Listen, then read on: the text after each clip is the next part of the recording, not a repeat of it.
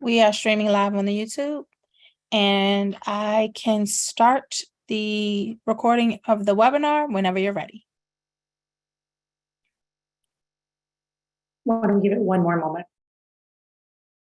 I'll say go.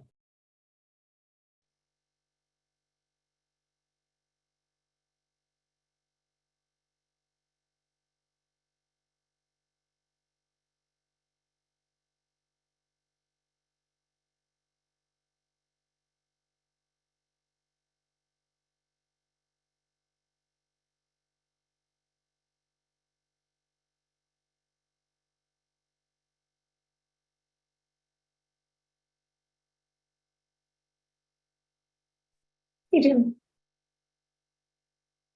All right, Aisha, I'm ready to go.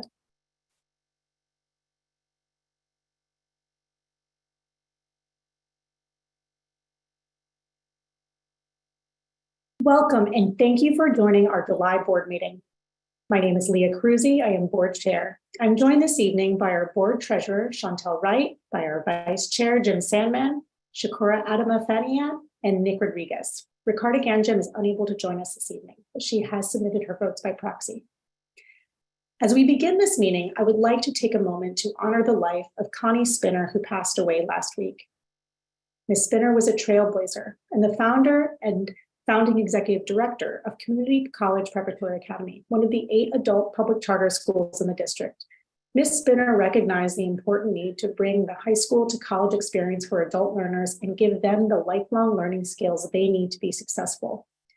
And I know that our executive director, Dr. Michelle Walker-Davis, knew Ms. Spinner and will want to say something. I'd also like to recognize that we are in the middle of our DC summer, our lovely DC summer. Graduations have been continuing, and the last one took place in the school year just last week. I was there with students and families at St. Coletta, and it was a beautiful, joyful, and inspiring experience. And meanwhile, our board treasurer, Chantel Wright, also congratulated students at Goodwill Excel Academy. And in just a few weeks, we'll be celebrating our summer graduates during the rainbow ceremony. This is where we bring together all the students from various public charter high schools to applaud and celebrate each one as they walk across the stage. And finally, I would like to mention that tomorrow, July 18th, the DC Public Charter School Board will be holding our second public discussion about the mechanics and components of the accountability framework. This discussion will include 2 experts on school accountability. Dr. Kariga Rausch, who's president and CEO of the National Association of Charter School Authorizers, also known as NACSA, and Dr. Brian Gill, the Mid-Atlantic Regional Education Laboratory Director, the REL. I encourage you to watch this public discussion as it will offer insight into our thinking about the framework. You can find the link to this important discussion on our website, www.dcpcsb.org. And now I'd like to turn it over to our executive director. Thank you, Chair Cruzy, and thank you for your comments about Connie Spinner. Anyone who knew Connie would know that she was an absolute powerhouse. I have fond memories of her from my first tour of duty in DC. Connie had deep ties in many of the critical institutions in our education ecosystem, always with a focus that continued to expand and improve education in the district. We are all truly better because of her dedication and her compassion, and we will miss her expertise, her astute judgment, and her belief in education. Before we begin tonight's meeting, I want to update you on our decision to shift the revised accountability framework timeline. As you know, we've been working for several months on the revised accountability framework, which analyzes school performance as part of our effort to achieve excellent public charter school education in the city. And this is an important step in fulfilling one of DCPCSB's strategic roadmap priorities. From our vantage point as an authorizer, the accountability framework is one way we identify bright spots and opportunities for school improvement. Our overall goal is to increase student achievement. This process over these months has included lots of engagement that has brought forth a wealth of information about the nuances and complexities of both the technical and policy implications that need to be considered. We've had input from task force meetings, public comment, engagement sessions, and expert advising, which will continue, and that will help ensure that we develop a framework that meets our shared goal, again, to increase student achievement. So it's for these reasons we are extending the timeline to release the revised accountability framework. And over the next few weeks, we'll be sharing more information about what that will look like. Finally, on tonight's agenda is a staff recommendation to approve the charter goals policy. This is the first iteration. The proposed policy before you tonight extends, expands, and replaces the COVID-19 impact policy, which is set to expire on August 31st. This policy will guide how we will determine charter goals for the upcoming school year. After this vote, we will focus on developing the second iteration of the charter goals policy, which will include standards for setting school-specific charter goals. This second iteration of the policy will also set guidelines for schools seeking to adopt the revised accountability framework as goals. And it's our hope with this extended timeline that these two major efforts will be on a parallel track. And we look forward to sharing more about both of those efforts in the coming weeks and months. So thank you, Chair Cruzy, and I will now turn it back to you. Thank you, Dr. Walker-Davis. All right, next we will move on to the public comment portion of our agenda. As we move through each agenda item, Aisha and Courtney, our moderators for the evening, will unmute DC PCSB constituents, staff, or individuals speaking on behalf of a school. The hand-raising feature has been disabled. Individuals who previously signed up to testify will be called upon. As a reminder, all written public comment is available to the public on our website. If you didn't sign up by sending your name to the public comment mailbox before this meeting, please submit your comments to public.comment@dcpcsb.org or call our public comment line to leave a voicemail testimony at 202-328-2660 and select option 2. Let's now hear from the 4 witnesses who signed up to speak this evening, and I'd like to begin by inviting Elsa Cerros to testify and ask that you please keep your comments to 2 minutes. Welcome, Elsa. Don't see her in the queue, but I do see the next speaker. And I'd also like to make a note that Elsa and the speaker following her, Mercedes, will be using an interpreter. So I'm going to give them extra time to be, fair. Thank you. So I'm pulling Mercedes now and her interpreter.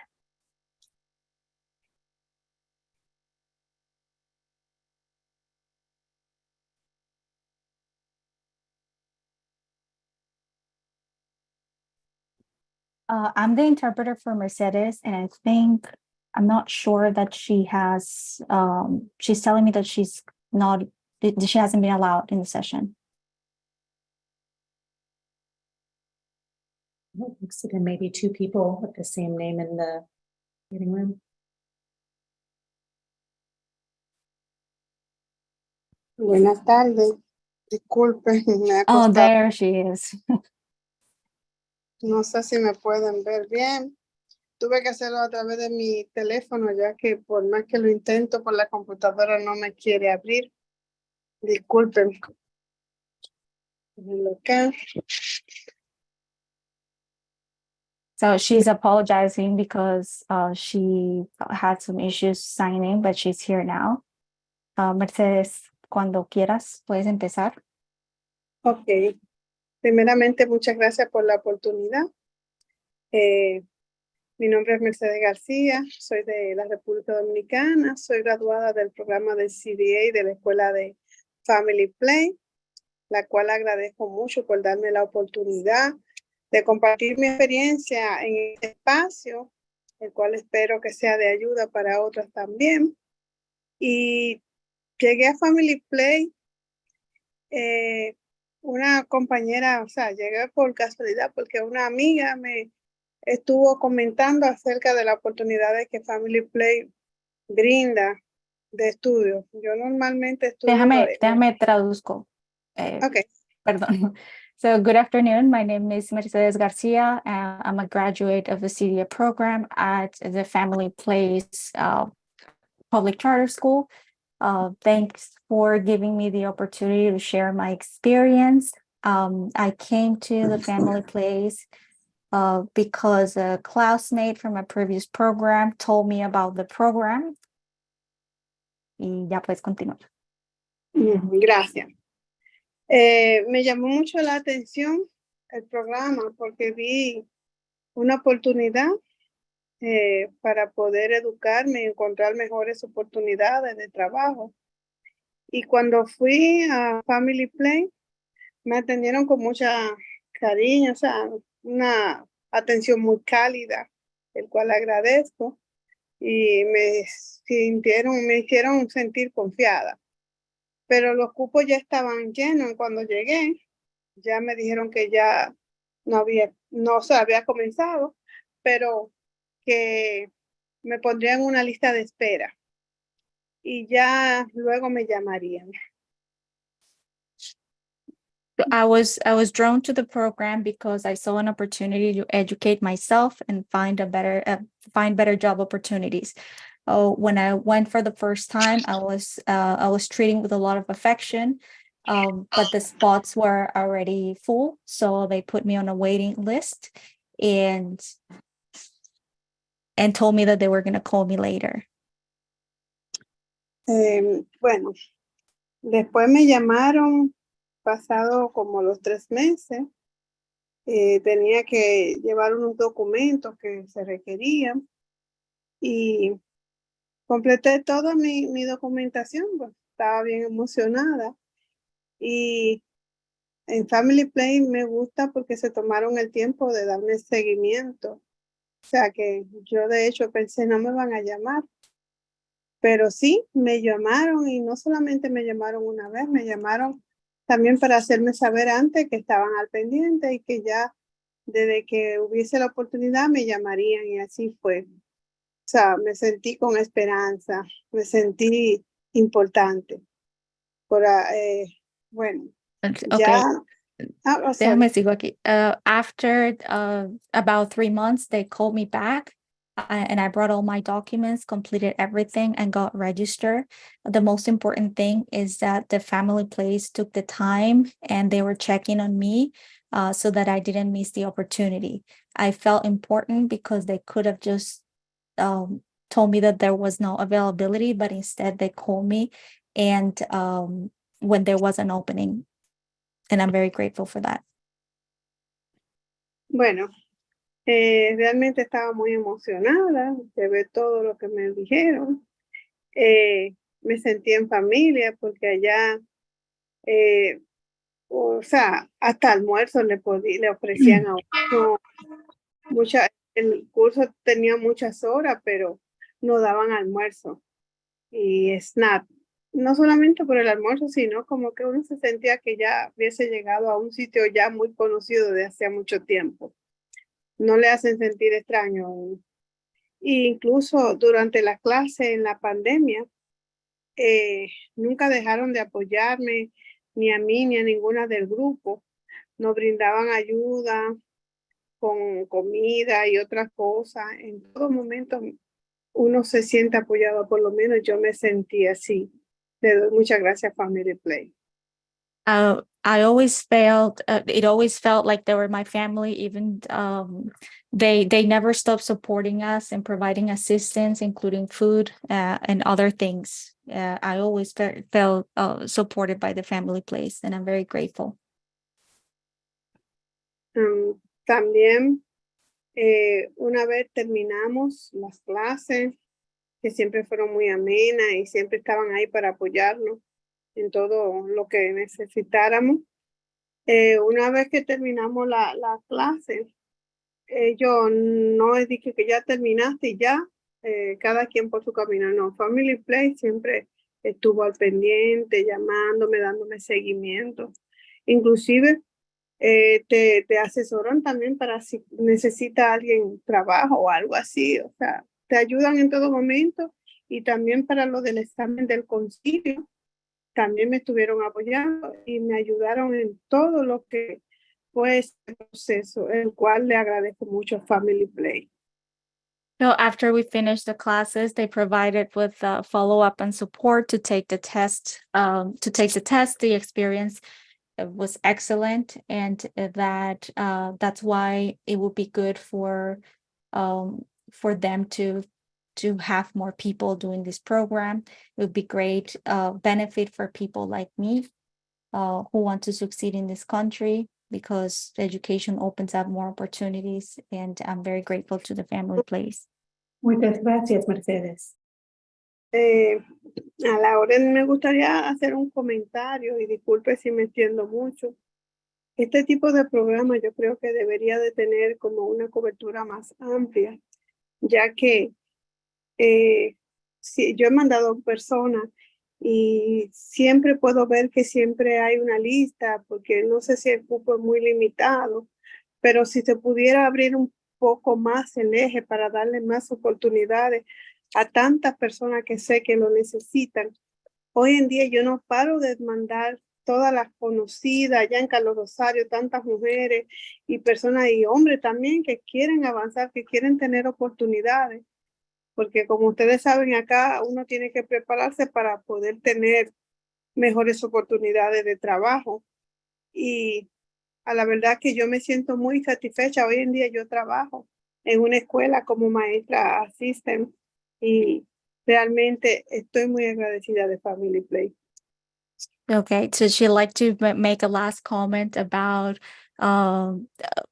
these programs being more open for more people, because there is a waiting list. She's recommending other people, women and men, from people that she knows from Carlos Rosario and other places.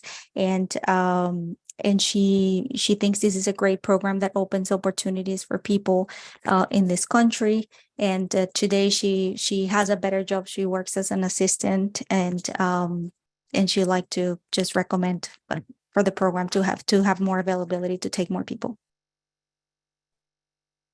Thank you. Gracias, Mercedes. Gracias, Mercedes. Gracias a ustedes por la oportunidad. Okay, thank you. Ayesha is our first. Is Miss Elsa here? Right. Bienvenida, Elsa.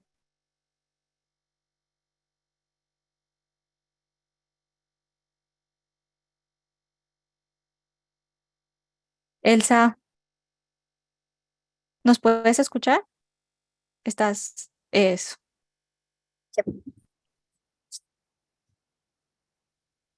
Puedes empezar cuando quieras.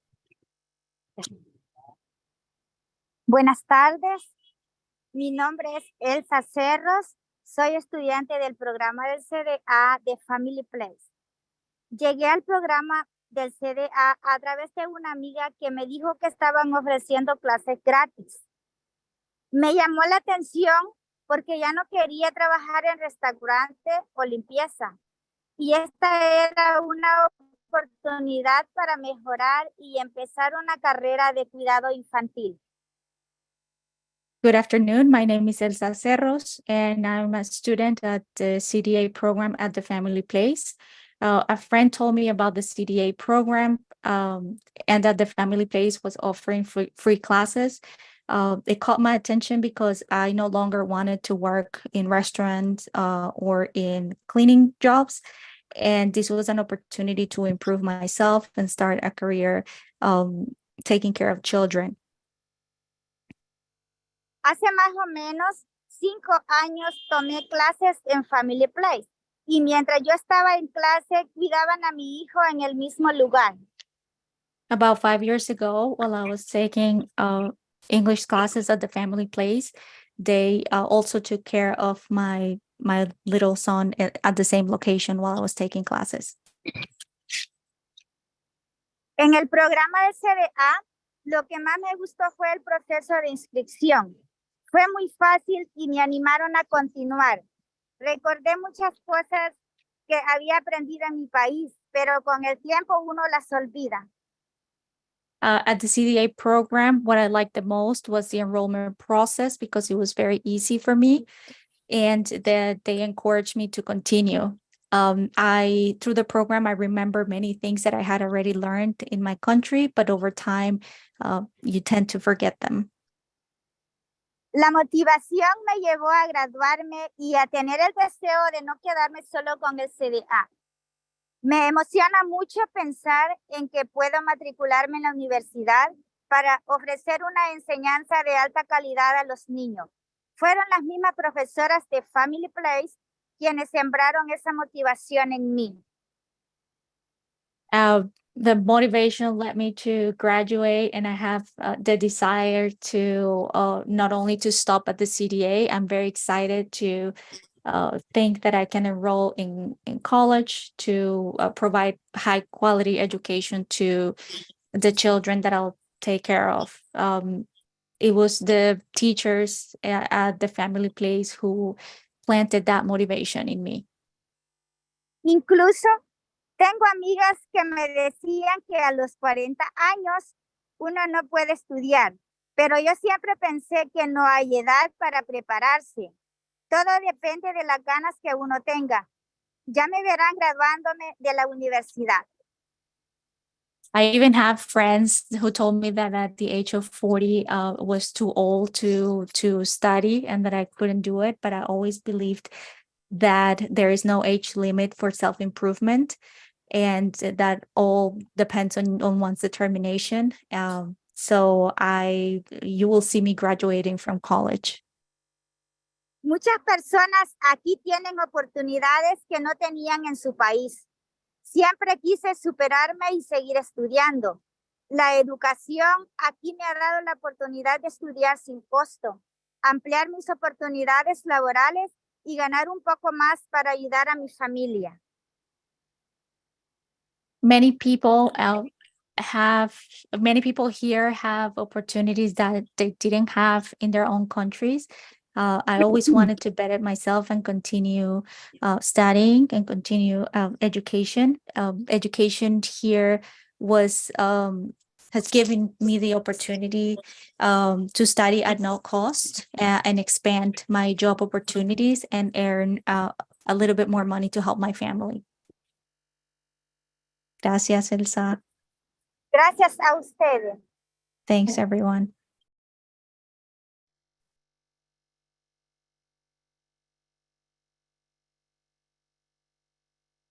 I see Luis.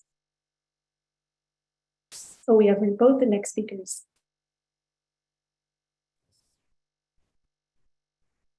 Yes, good evening, everyone. Thank you for your time, public charter school board members and everyone in attendance. Hello, my name is Luis Chavez, and I am Director of Operations and Outreach at the Family Place Public Charter School. Thank you for giving me the opportunity to address you today on a matter of utmost importance, the future of the Family Place Public Charter School. I'm here to advocate for the approval to increase the enrollment ceiling for our school that serves a direly neglected community in the academic world, immigrant adult learners. One of the main driving forces behind the need for increased enrollment is the high demand for our evening classes. Our school has recognized the unique circumstances of our student community, which is composed mostly of immigrant heads of household who work during the day. By offering evening classes both in person and virtually, we cater to their specific needs, enabling them to pursue their education goals while simultaneously meeting their work obligations during the day. This flexibility has become vital to the success of our students as it allows our adult learners to work and care for their children during the day and take classes in the evenings. Childcare is a concern for many parents. Understanding this, our school takes pride in offering free comprehensive childcare services that cover the entire duration of the student's time in class. This significant provision ensures that every parent feels supported and empowered to pursue their educational goals without compromising the care for their children. We also offer free meals to all of our students, which ensures that all students have the opportunity to thrive without the barrier of hunger. Additionally, our school is committed to providing case management services to all students in the morning, afternoon, and evening schedules. We recognize that every student enters our doors with a unique set of challenges, and our team of highly dedicated professionals are ready to provide the necessary support and guidance. By offering case management services, we enable our students to overcome the obstacles that they face and realize their true potential. In conclusion, the Family Place Public Charter School is fully equipped and ready to welcome more students through its doors. We have a team of dedicated teachers, convenient evening classes in person and virtually, free meals, case management services, childcare, and personalized tutoring to complement an expanded student body. By approving our request to enroll additional students, you would be allowing us to empower more individuals from our community to achieve their educational aspirations. We are confident that with your support, our school will thrive and continue to positively impact the lives of our students. Thank you for your time and consideration. Thank you, Mr. Chavez. And we will next go back to, is it Shami Perez? Hi, can you see me?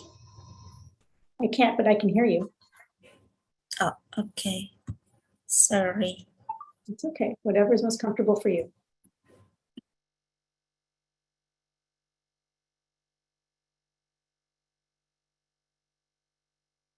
Now I'm here. Hi, hi everyone. My name is Sami Perez, and I am a teacher at the Family Place. And I like to say something to the Family Place, taking this as an opportunity. Since I came to the United States, the first thing that I wanted to do was study English. That's why I started to look for a place that could be accessible for me. That's when I found the Family Place, and since the first time as a student and during my registration process, I felt that I was in a community where they could understand me, and at the same time, I could feel that they were helping me with other aspects of my life. After being an English student, I became a volunteer. I started as a Foundation of Literacy assistant. At that time, the Family Place was already an important part of my life. As a volunteer, I had the opportunity to have more connection with other teachers, with other staff members, my students, and be able to continue being in contact with my past classmates. When I told Miss Laurel that I had good news for me, which was that my immigration documents were approved, the Family Place offered me to work with them part-time. At this time, I became more informed about all the things that make an organization work very well. After a while, I had another big opportunity in this family. The news is that now I'm able to work as a full-time teacher.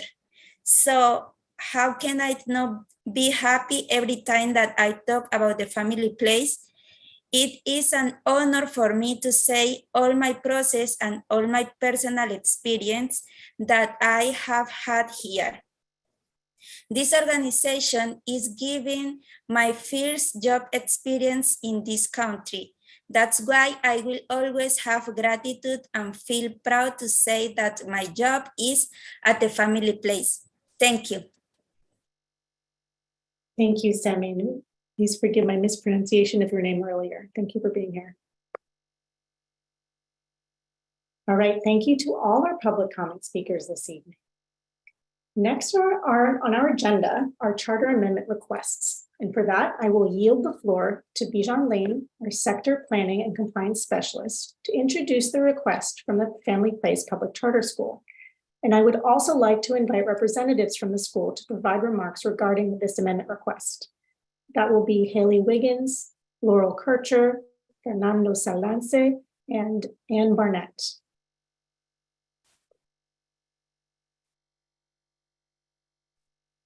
Thank you, Leah. I want to make sure everyone's up here first before I start speaking.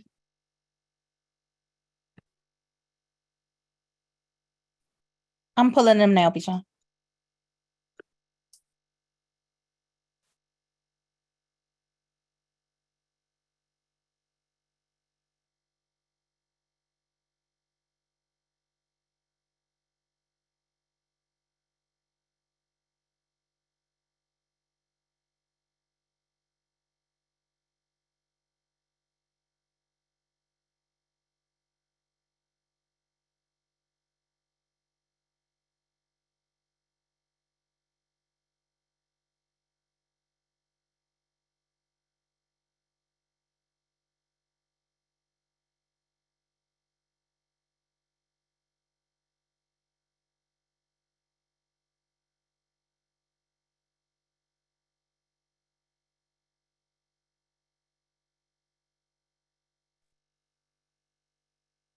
Hello, my name is Bijan Lane. I am a specialist in the school performance department.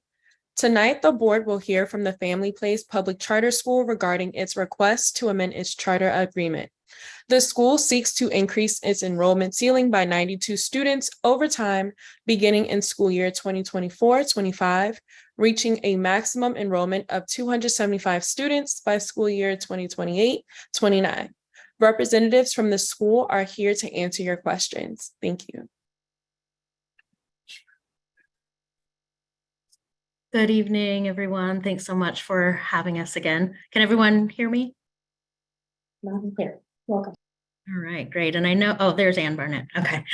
I know you just heard from 4 of our members of our Family Place family, and they've already said a lot of what we would like to share today, but I just have a few slides to share with everyone, and I'm going to have Laurel will be sharing the slide deck for me if that, I assume she has permission. I found it up. Okay, just go ahead. All right, and you guys, can you see my screen? Can everyone see the screen? All right. Again, thanks for having us again, having us here this evening. We are obviously requesting an enrollment ceiling increase starting in school year 24-25. For the first 5 years of our charter, we have exceeded enrollment 4 out of 5 years. The school year that just ended, 22-23, our enrollment ceiling was 183, but our audited enrollment was 202 students. So, we over-enrolled by quite a bit, but we're able to successfully serve those students. We've also had relatively high in-seat attendance rate compared to the sector. This year, well, I guess this doesn't have the current year, but in 2021, we were at 81.2%, and 21-22, 83.8%, which really shows that, we're able to maintain a high level of participation in our programs throughout the school year. Currently, we are expecting around 150 returners from last school year to re-enroll again this year. And we have a waiting list of over 300 students. Here we have it broken down by our different program areas. So we offer ESL as our largest program. We offer sessions in the morning, afternoon, and evening. Foundations of Literacy, which is a smaller class, which you just heard from Sammy, one of our Foundations of Literacy instructors. We offer in the morning and evening, and then our CDA class, the 2 students that you heard from earlier were part of our CDA class, the Child Development Associate class. So they're studying or have studied to work in the childcare field. So we have a very robust interest waiting list from our students, and we would like to be able to enroll more of them as we move forward. So as Bijan mentioned, these are our projections for the next, I guess this includes 6 years, but going from 183 to 225 in school year 24-25 and remaining at that for 25-26. So this is consistent with, we've gone up about 20%, roughly 20% every other year since our first year in school year 18-19, sorry. And so we project going up to 225, and then in school year 26-27 going up to 250 and remaining there for 2 years. And then which is at a little bit slower of rate than the first few years, and then up to 275 in school year 28-29. And, if we are granted this enrollment ceiling increase, we just see that our future continues to be bright. We'll be able to offer more academic and support services and staff, more case management services. In particular, we've seen an increase in interest in our evening classes, especially now that people are starting to go back to work after COVID and having more regular schedules. We have more and more people being interested in our evening classes. So that's where a lot of the expansion will take place. And again, we'll be able to continue to offer childcare for the children of students in our school through our 2-generational approach, as well as we would like to add some additional extracurricular activities moving forward. And just to cut, you already heard from two of our wonderful students and staff members. But here, I'll just read one of these quotes. One of our students said, "I want TFP PCS to grow. I want more schedules and the staff to maintain the warm vibe that sets TFP PCS apart from other schools." And, we did various sessions with students and staff to make sure that people were on board and, would like to see us grow. And these are just a few of those examples. And the next slide, as you already saw, is just a thank you. And wondering if you have any questions for us at this time. Thank you, Ms. Wiggins. Board members, do we have any questions?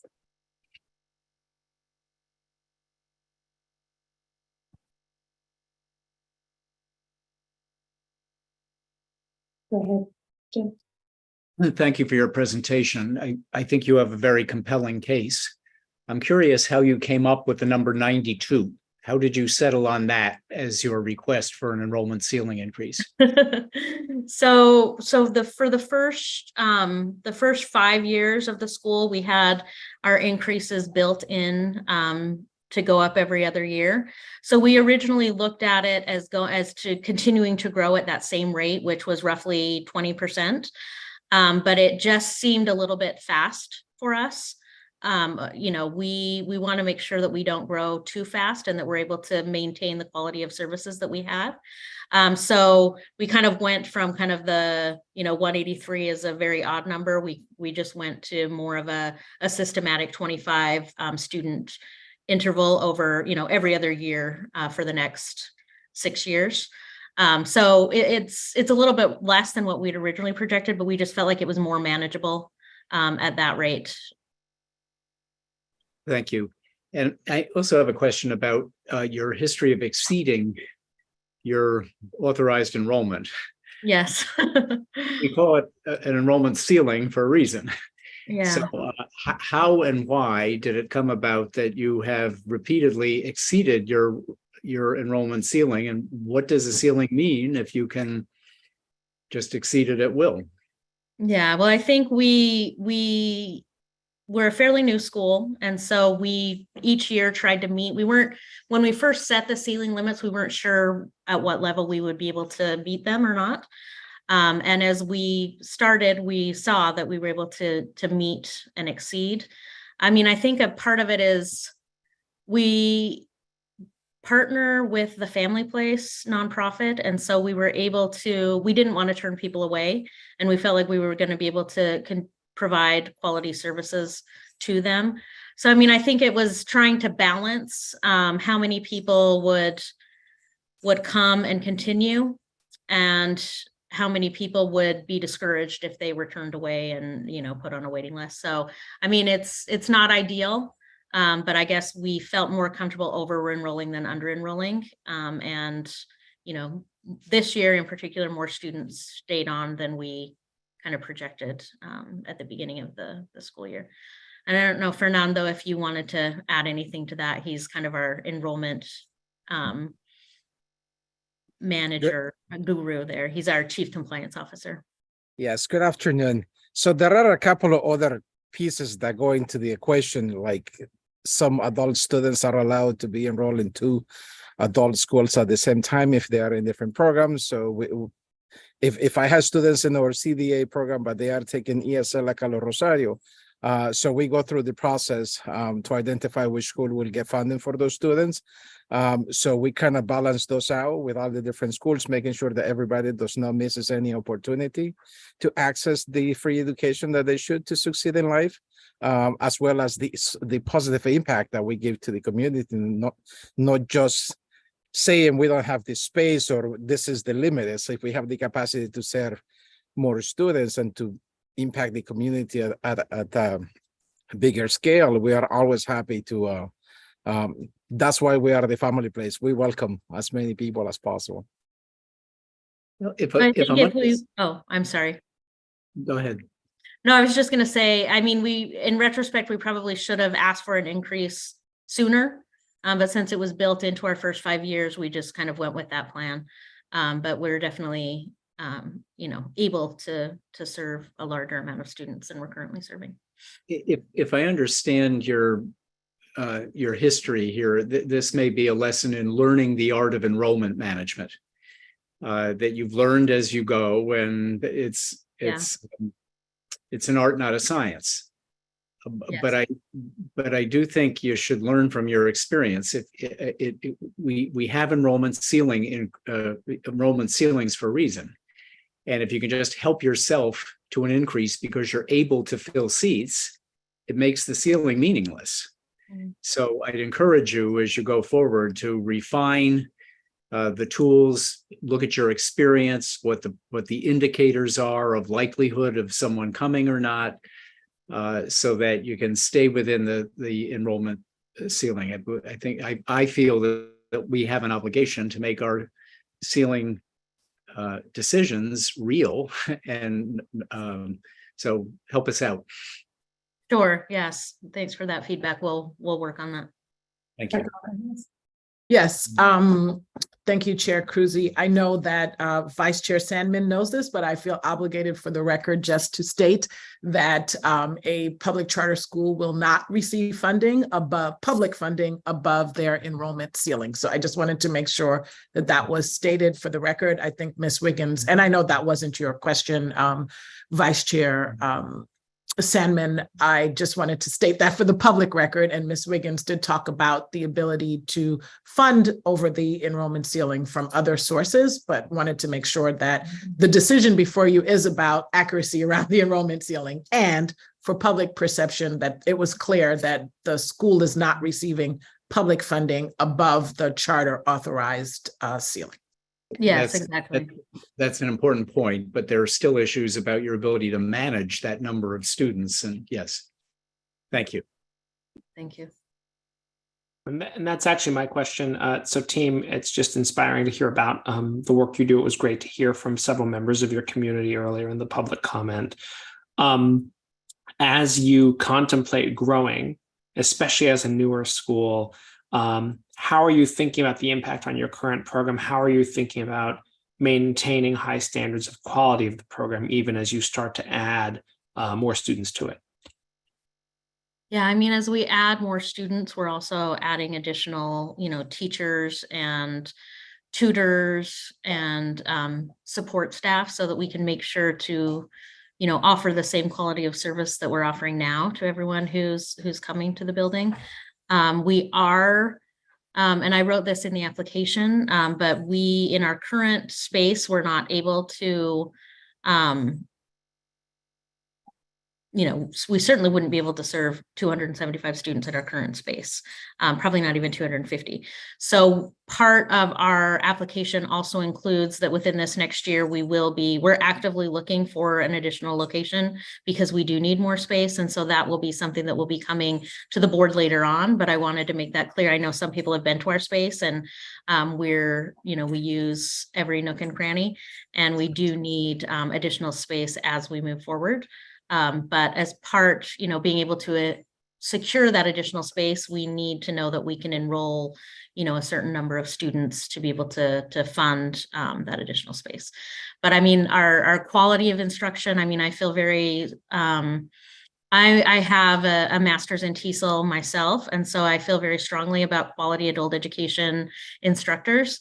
And, I'm proud to say that almost all of our teachers have masters in TESOL, and that's something also full-time, as often as we can offer full-time position to our teachers. That's also something that I feel very strongly about because it's hard to find a full-time position in adult education. And so I think that, we definitely plan to continue that high quality staff curriculum. We have great leaders in Laurel. She oversees our academic team, and Fernando, our compliance team. And I feel very strongly that we'll be able to offer the same quality of service to additional students as we're offering now, because we will be able to increase our team and our capacity at the same time. Thank you. Thanks. Good evening. Again, I echo the same sentiments from all of my fellow board members with regard to hearing from your students and also listening to your plans. Kind of picking up on what you spoke about just a moment ago with regard to the facilities, would love to just hear briefly how the search is going. And then, what sort of contingency plans have you thought about should you all not be able to secure the space? And sort of, let's start there. That's part A, and maybe a B if you don't answer it. Yeah. No, it's definitely top of mind for me right now. So we're actively looking for additional space. I probably mentioned this at our last meeting. We did locate and make an offer on a space. It's been almost a year now, and that did not end up going through. So we kind of had to restart. We do have a couple of possibilities right now that we're trying to see if any of them will work out. But it's definitely been difficult. And we did reach out to our student population to kind of see if they would be willing to move to a different location or not. And, the vast majority would like to stay close to where we are now. But we are definitely taking all of that into consideration. We would like to purchase a facility, and so that's where our focus has been. But if we see that we're not, our goal is to have a facility for next school year. If we see that we are not going to be able to, next school year, meaning 24-25, not this coming school year, if we cannot purchase a place, we'll need to consider leasing in the meantime until we're able to find a place to purchase. But we have been very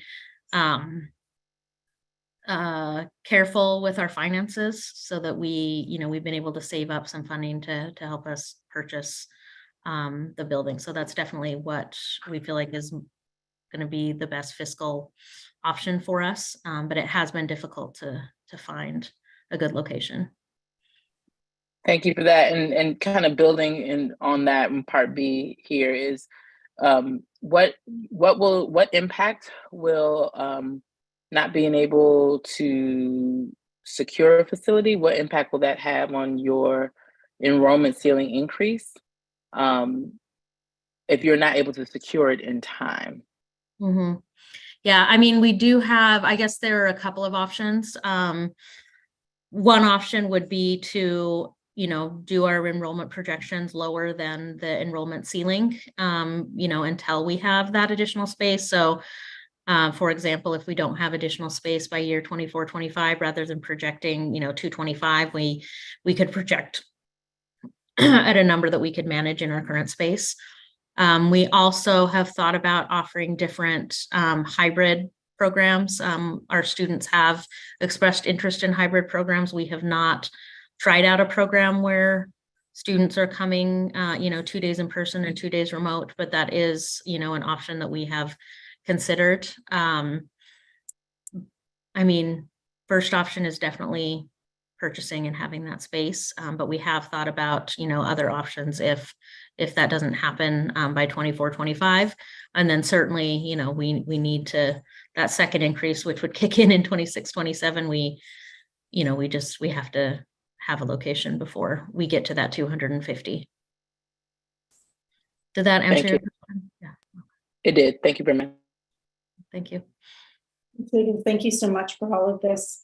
I'm thinking a lot these days about our sector as the sector matures and the schools go through their own maturing process and evolution. And I'm just curious, as you think down the line, as the school population grows and the school matures, how do you think about evolving and reevaluating in considering workforce changes and labor market changes, what kind of courses and certificates you offer? Yeah, I mean, that's definitely something that we're considering now. We started out, obviously we offer our CDA program, which is the most robust workforce development program that we have. We've added some micro credentials. We offer the ServSafe managers, and ServSafe programs. We, offer CPR and first aid to all of our students, but we're in the process of evaluating and identifying some other training programs that would be most appropriate for our student population. We have we've done some initial surveys with students to see what they're most interested in or kind of where their skills lie. So that's definitely something that we're working on identifying, you know, what additional programs we can offer to them as we move forward.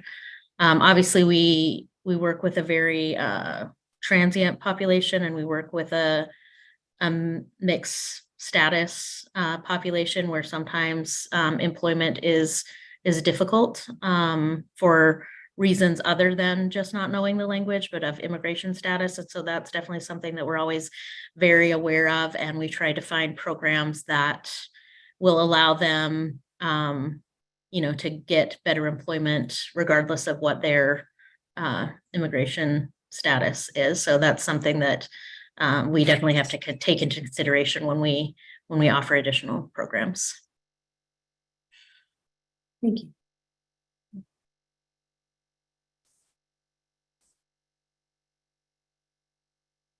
Okay. I think we will look forward to seeing you again in September. September. Okay. All right. Thank you very much. I thank you for your time and for allowing us to join you again this evening. All right. Next, I yield the floor to Hannah Cousineau, Senior Manager of Sector Planning and Compliance, to introduce the request from Youthville Public Charter School. And for that, I'd also like to invite representatives from the school to provide remarks regarding this amendment request, I think including Claire Liebert. And then the other members as well. Yeah. Okay, we have Claire Liebert here, and so I can begin. Hello, my name is Hannah Cousineau. I am a Senior Manager in the School Performance Department. Tonight, the board will hear from Youthville DC Public Charter School regarding its request to amend its charter agreement. The school seeks to increase its enrollment ceiling by 28 students over time, beginning in school year 2024-25, reaching a maximum enrollment of 150 students in school year 2028-29. Representatives from the school are here to answer your questions. And I believe Claire has some slides to share. So we'll make sure that she has that permission. Awesome. Can everybody see my slides? Great. And thank you, Hannah, for the intro. Great. So I am Claire Liebert. I'm head of school at Youthville DC Public Charter School. So I like to say that we are small but mighty, and we're hoping to get just a little less small and a lot mightier. So we're requesting a pretty modest enrollment ceiling increase. We are currently capped at 122, which is one of the lowest, I think, in the charter sector. Again, like Hannah said, we're requesting to gradually increase by 28 students by 27-28. I do want to highlight that even just a de minimis increase for school year 24-25 would be just 8 students. So we're not talking huge numbers. I would not come to you today if I did not feel confident that we have a strong case for this. First, because we are meeting strong demand. We, have come before the board in the past and asked for an increase and gotten feedback that we've implemented. So we currently offer nearly monthly enrollments throughout the school year beyond the beginning of year enrollment period. We've also been achieving excellent outcomes and rapid pandemic recovery that I'm excited to show you, even exceeding pre-pandemic levels in a number of student outcome areas. Finally, part of what is so special about our school is that we are specifically designed to serve young people most at risk of perpetrating or being victims of violence, as well as a growing migrant youth population. We are designed to address critical community needs. So, meeting high demand. In this last school year, we cumulatively, by the end of the year, enrolled 200 students. By the enrollment audit date in October, we enrolled 125 with a net mobility rate that we have calculated about -1.5. That means that over the course of the year, for almost any student who exited the program for whatever reason, graduation, incarceration, parenting, or non-attendance, that seat was then filled with an ongoing enrollment during the year. We are already gearing up well for next school year. So our applications for SY 23-24 are already substantially ahead even of our applications at this time last school year. So we're feeling confident that this is not a one-year blip, but actually a trend that will persist. What is Youth Build? Our mission is to, first, we are an alternative high school. And our mission is to serve young people seeking to transform their lives by re-engaging their education in a non-traditional school environment. We prepare students for post-secondary education in the workplace by offering in both English and in Spanish, academic, vocational, and workforce development programs. We believe that service to the community is an essential part of the transformative process. So our students serve the community through volunteer projects and by creating housing for low-income residents in the DC area. I'm going to go through student demographics really briefly, just to give you a picture of who our students are, who's the target population. Traditionally, our school had about 70% young men and 30% young women. We've actually increased the percent of young women engaging in our school, so it's about 60-40 now. The majority of our students are identify as Black or African American. For many years, the percentage of students who identify as Hispanic or Latino had been declining, but in the last 3 years has been substantially increasing. So we're now at about 70% Black, 30% Hispanic.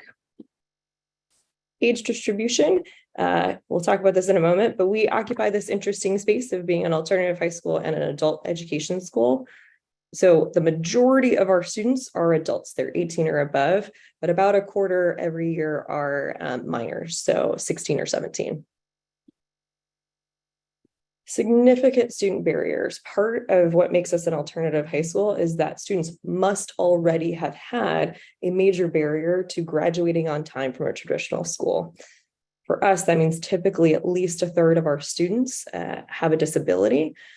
That 12% for ELLs can be misleading because it's only those up to the age of 21 as of September 30th who are identified.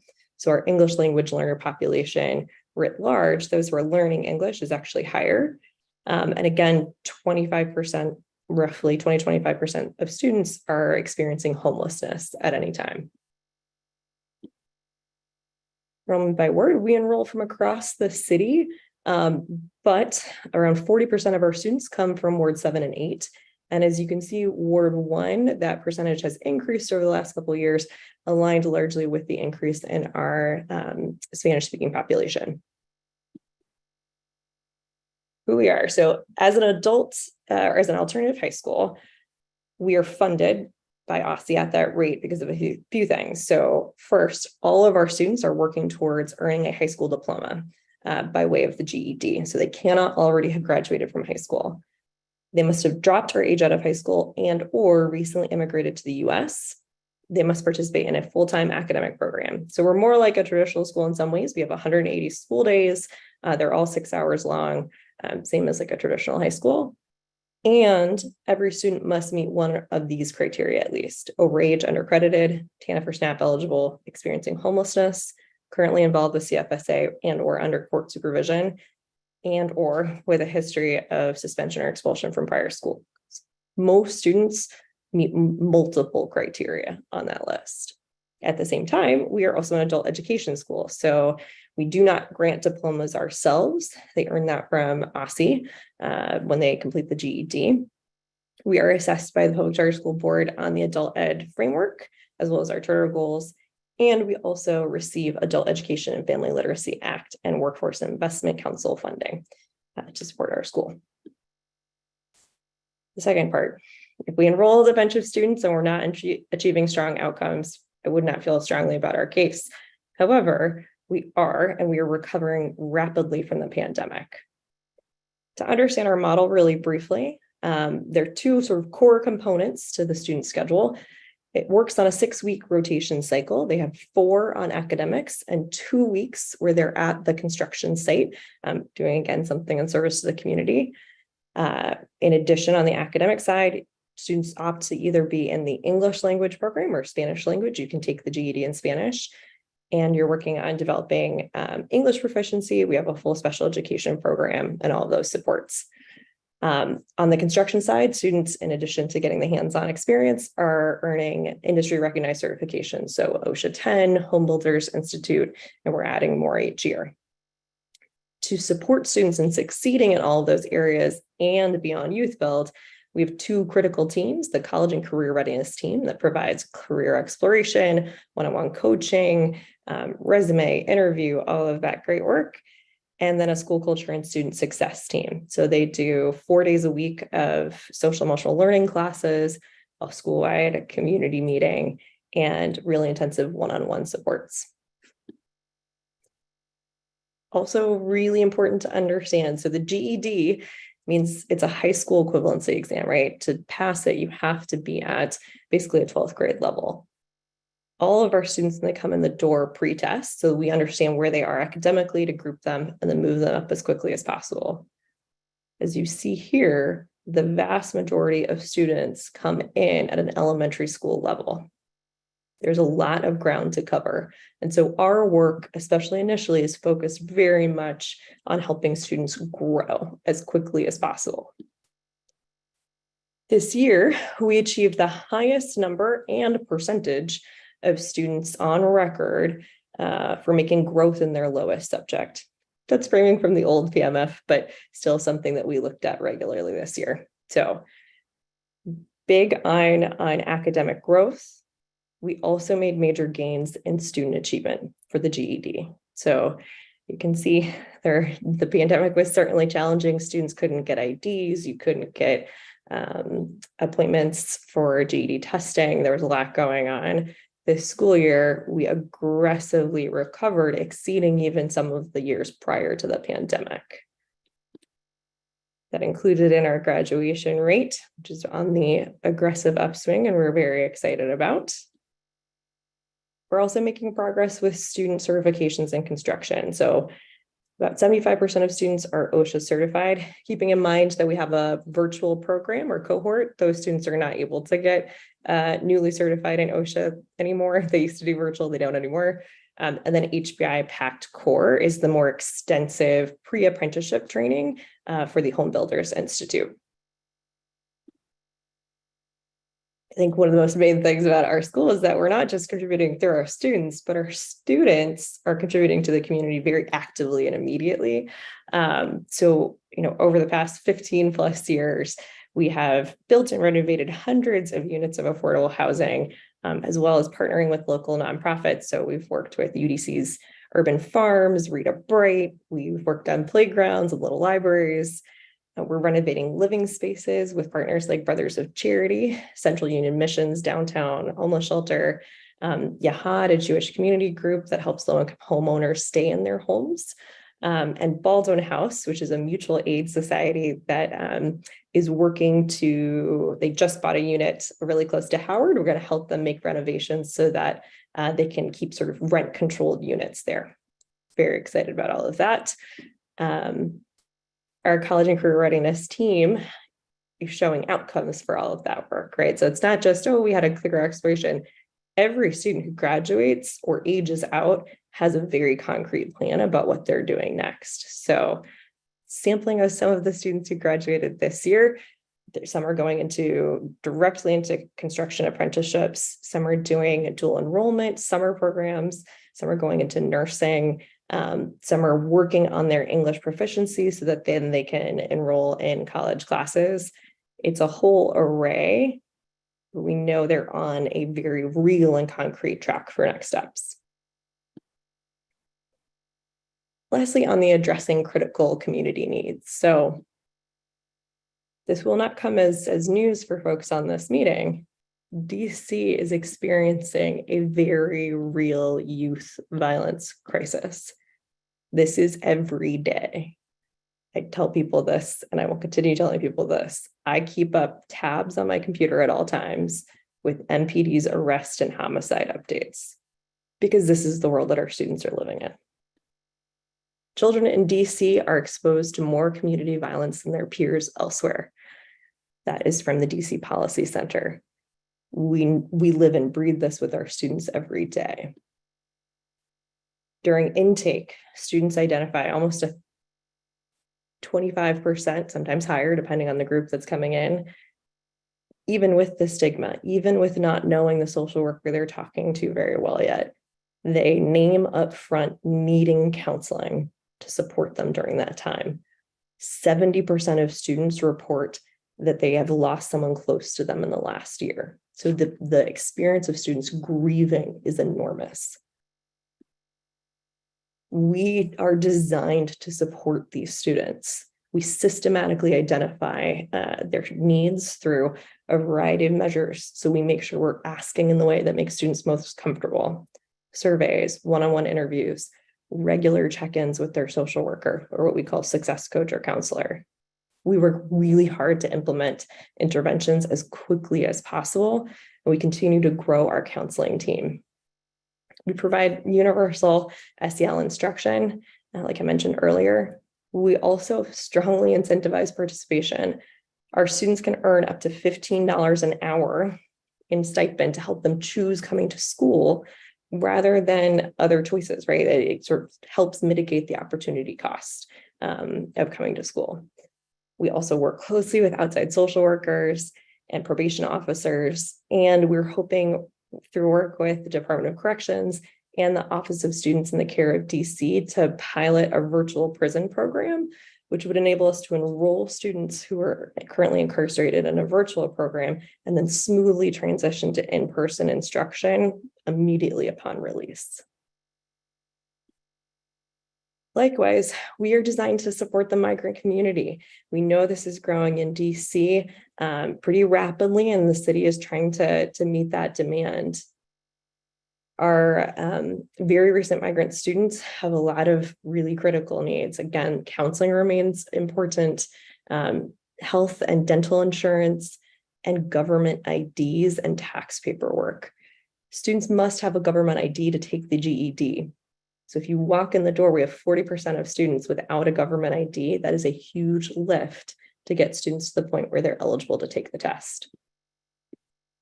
We do intensive case management with obtaining critical documents. We support students as they're navigating the legal system. We provide letters of support and enrollment, anything that they need to help them be successful here. We also partner with some amazing community-based organizations, Latin American Youth Center, Empoderate, Entre Amigas, and many others. I know that was a lot.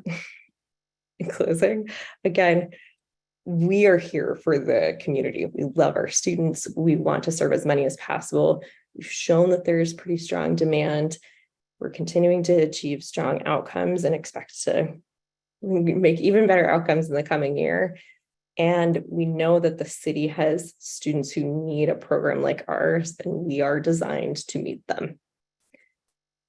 That's all. Thank you.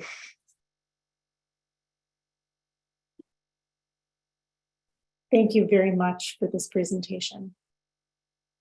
I'd like to open this up to the board. If others have questions, otherwise I'm happy to jump in.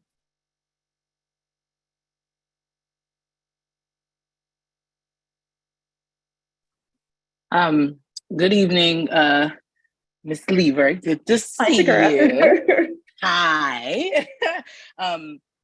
First of all, thank you for your thorough presentation. You all are indeed doing some really great work with Youth Build, particularly with this demographic of student. And it's good to see a school like yours taking the steps forward on behalf of these young folk. So a question that I do have is, I'm actually pretty curious about the feedback that you've heard from internal and external stakeholders about the proposed expansion. And then I have another question around your partnership with the DC Department of Corrections. But let's start with the sort of feedback that you've gotten from internal and external stakeholders and how you've incorporated that. Yes, so excuse me, Claire, before you answer, can you stop sharing your screen, please, so we can see you? Yep. There you go. Great. So feedback from stakeholders. I think in part, it's easy for students and for staff to support it because it's very small. It doesn't require major change to our program or structure as it is. We currently have 7 cohorts or sort of classes of students. So when you're talking about a 28 student increase, it'd be adding 4 students per class, potentially. I mean, or another class, but it's not a huge programmatic change. When I talk to students about it, they're very excited. A lot of our students come to us by way of referral from other students. So it's very much, oh, great. Yes, my cousin would like to come. Wonderful. Let me get him involved. So yes, it's been very supportive. Awesome. And then have you formally presented to ANC 1D yet? So we sent them the information. I did not get a response.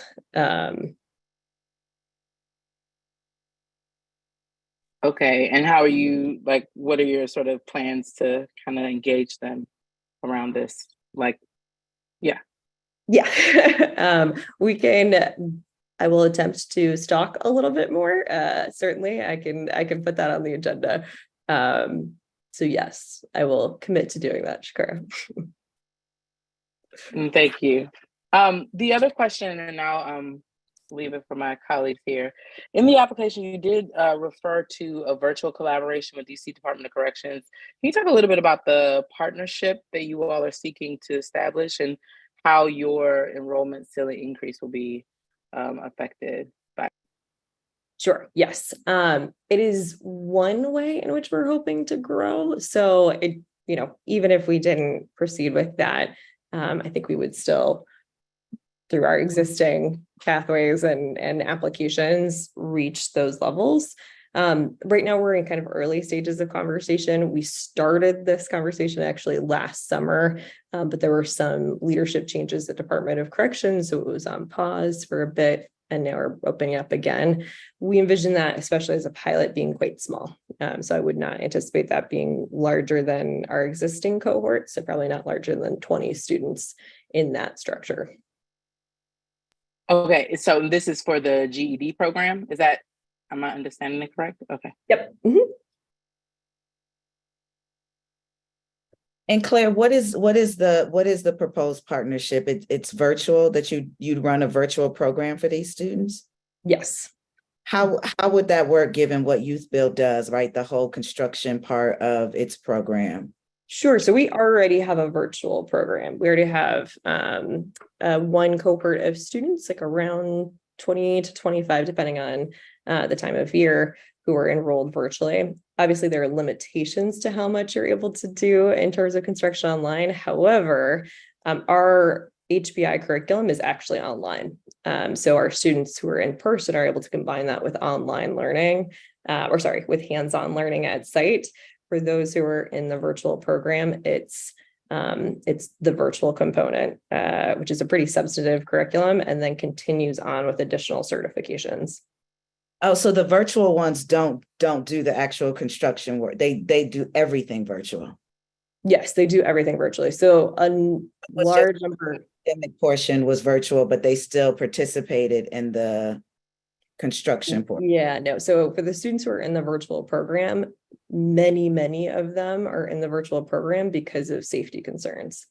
So they themselves have been victims of violent crimes, or someone in their family has been murdered, and they are very afraid to leave the house. And so this is our way to try and continue engaging those students as best as we can. Got it. Okay, that makes total sense. Thank you for that clarification. Yeah, no, that's a very fair question when I'm talking about construction.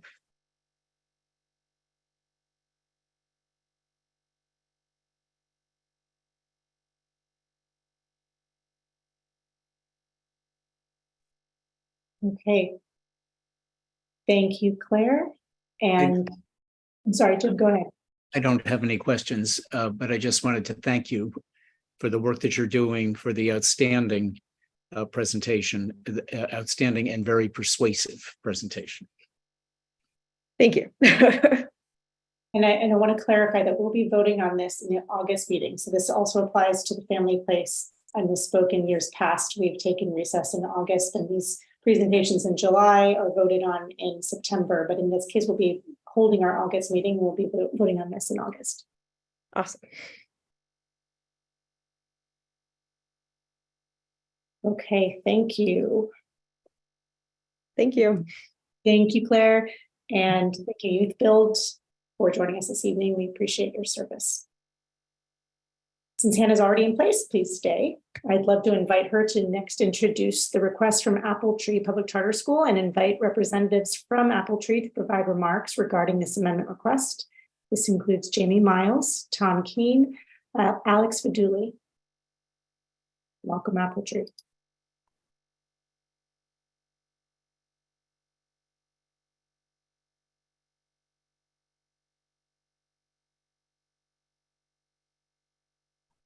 I'll wait a few moments for us to get connected through the I'm not interwebs. seeing the other two in the queue. Jean. It's fine. We may proceed without them. Okay, thank you, Jamie.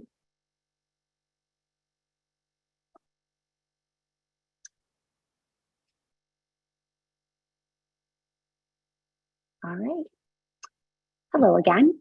Tonight, the board will hear from Apple Tree Early Learning Public Charter School regarding its request to amend its charter agreement. The school seeks to replicate its program at an existing facility. Apple Tree Public Charter School is approved to operate a facility at 4900 Massachusetts Avenue Northwest as part of Apple Tree Public Charter School, Oklahoma Avenue for school year 2023-24. The school requests to convert that facility into a standalone campus for school year 2024-25 and beyond.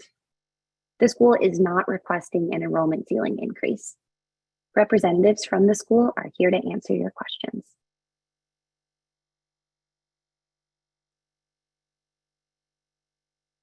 You, Hannah, for the introduction. And I think she has summarized everything that we're trying to do very well, so I won't repeat any of that. But I will say thank you for listening to us, and thank you for the questions, and we appreciate this opportunity.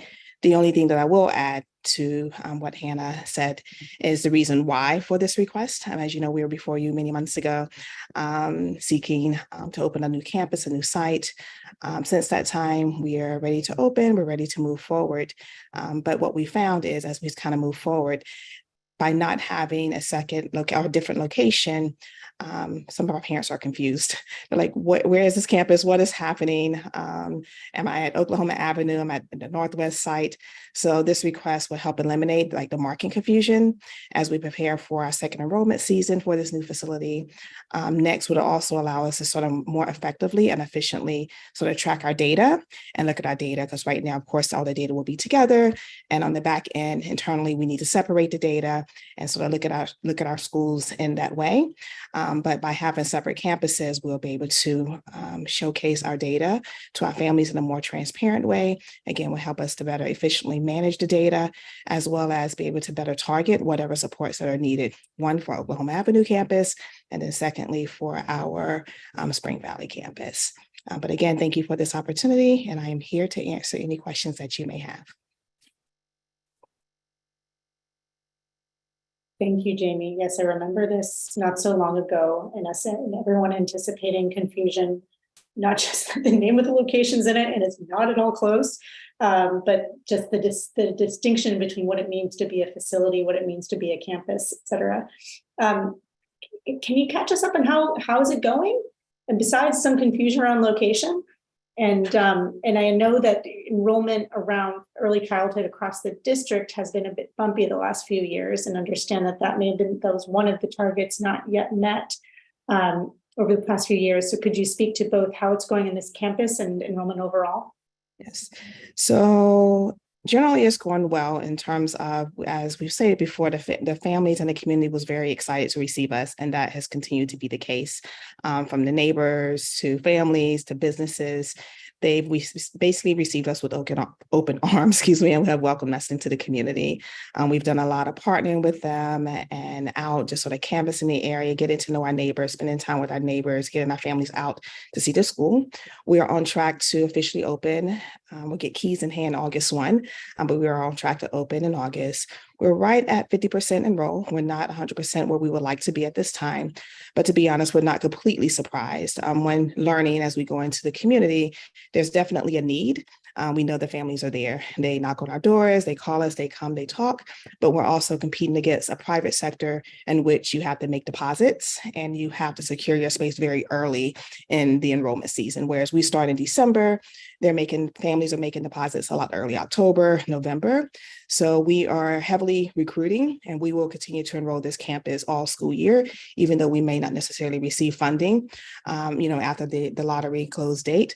But because we recognize and know that we sort of were behind slightly in terms of our timeline. So as we move into the new season, we're hoping, or not hoping, we will better align our timeline, like our enrollment push and our recruitment efforts with the timelines of when families have to make these significant deposits and secure places for their students. And as wonderful as we tell them that the building will be ready, and you can see the building is up, is there, the reality of it is, as a parent, I'm not quite ready to give up my deposit until I can actually walk into a space and make sure that I'll have a home for my child. So lessons learned, we know it's not a surprise. We also have a significant number of 2-year-olds who are ready to come. So we're spending some time getting to know those families and doing activities with them. And we'll continue to sort of entertain and keep them connected to our space as we move into the new enrollment season so that we can fill our campus 100% there. So again, don't quite think we'll make that full enrollment this school year, but I do feel confident as we move into the next school year, lessons learned, we will see even greater gains in that community. Thank you. I'll take a follow-up since I actually don't have gallery on. Only 5 people at Kensington don't look like they have a question. I remember your team mentioning anticipating some interest in enrollment from area employers, inclusive of folks that live in the community and proximal to the new campus. Facility within the campus. I'm going on that, but also area employers. Have you anticipated, or how has that borne out in outreach and engagement? So I can't fully tell you how many of those families we've enrolled. I'm happy to come back, go and look at the number and actually share. But we have done some intentional outreach with American University, the hospital center near there, as well as one other business. I can't think, it was 3 major ones that we wanted to connect with and make connections with those families and make connections with the individuals who work there to bring them to our school. I can't tell you exactly how many we've enrolled to date who may be employees of those locations, but happy to get that number and share that back with the team. Thanks. Just to clarify for the purposes of clearing up confusion from some of these things about facility versus campus, if we were to not vote to approve this increase, what would happen? You would still enroll students at this campus. Is that right? Like, what would be the practical implications of us not approving this additional site, as it were? So nothing will change in terms of we will still have 2 sites. It will still be confusing for parents in the My School DC lottery, but we continue to have staff members at both sites. We have a principal at both locations. We are fully staffed at both locations. We're enrolling students at both locations. Our structural model is the same, but programming, culture, climate is different at the 2 campuses. So we will continue to do as we have been doing. So again, this is more just about making things clear for our families, as well as helping us better manage our data internally. Nick, I want to make one point. They are not requesting an enrollment ceiling increase. Sorry, I misspoke. Yes, my apologies. I just want to. I realized that after I said it. It's addition. Yeah, absolutely. Yeah, it's about the classification of a facility versus a campus, which is a little wonky, and I can clarify those definitions too if you'd like me. Are there no totally it makes total sense. I think it sounds like the theory here is go where we think the demand will be and meet our current ceiling, but do it with students from a ward we've never been in before, and actually most charter schools have never been in before. Is that right? That is accurate. Yeah. I'm curious, how has it been engaging? And I feel as if you live in Ward 6 or Ward 8 or whatever, like there's kind of parents kind of know there's a thing you do and there's charter school options and you're going to apply for some of them and we'll see what happens with your kids. Is it different? Like how is it in a place where actually that's probably not the norm, right? And what have you learned from that would be just informative for the sector? I think the biggest is an alignment of timelines. We start our process December 1. The lottery opens and we start heavy recruitment probably in December, January, but honestly, recruitment has to be year round. And it's not to say we don't talk about recruitment year round, but we spend the bulk of our time once the lottery opens and we move forward. But again, many families have already made decisions, are very close to making those decisions by the time our lottery process even closes. So our lottery closes and it opens in December, we're closing in March. By November, December, January, they've secured their seat, they've made deposits, they made down payments into the private sector, and then recognizing that they do have, parents do have good public school options that they can kind of sit back and wait on, even though we also recognize that a lot of those seats are full. So they're eager, but if you're really wanting to get your student into a school, you're going to secure your seat very, very early. So, and at the time, again, we just were not in the space to be able to guarantee anything. Again, we have a building, we have a name, we're excited.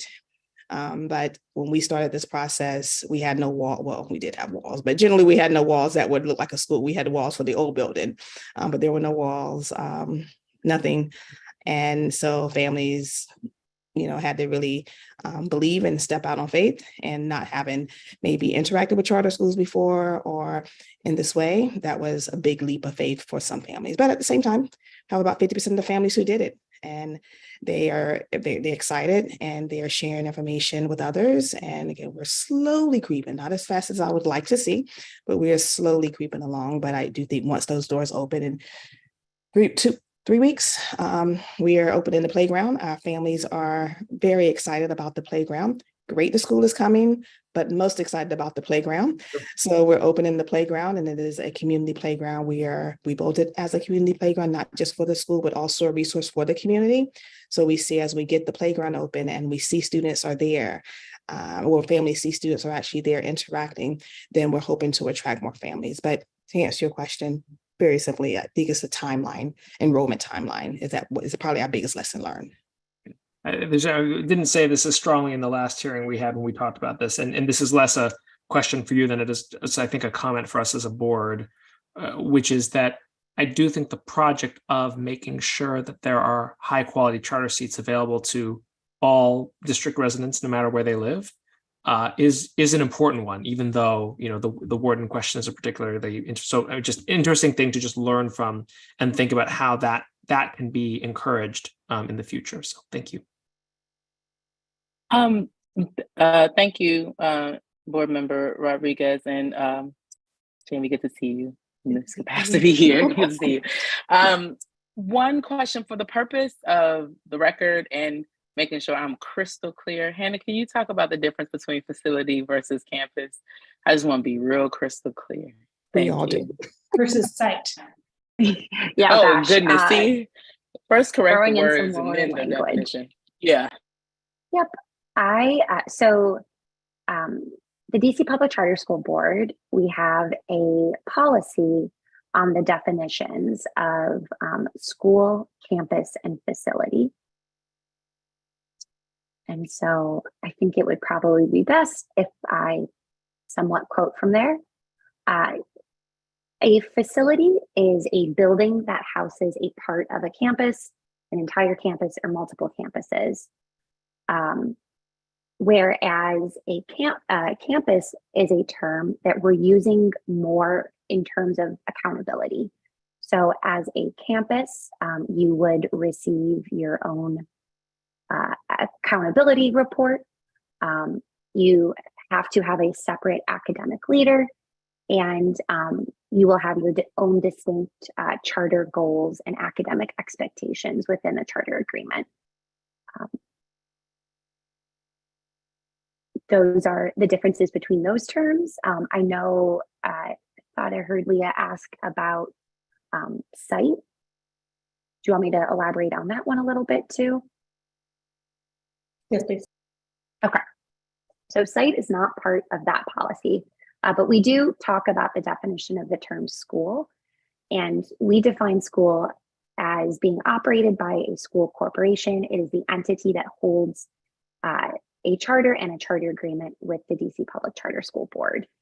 And as we know, that charter agreement, it's outlining the school's mission, goals, legal requirements, and responsibilities. A school is governed by a board of trustees, which generally hires the leadership team, including, a chief executive officer or like a head of school, et cetera.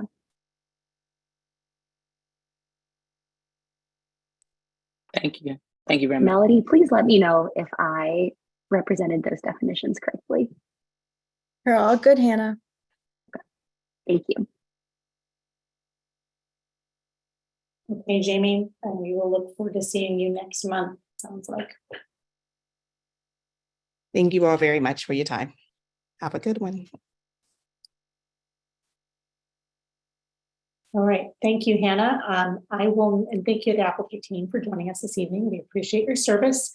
I'd like to invite up Starling Temp, Goals Specialist for Data and Accountability, to introduce the request from KIPP DC Public Charter School and invite representatives from the school to provide remarks regarding this amendment request. That is Shannon Hodge, Susan Toth, Edmund Hahn, Shaniola Arulau.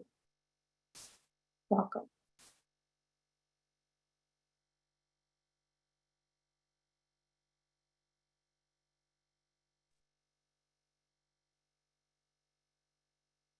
Starling, it looks like you've got just about everyone.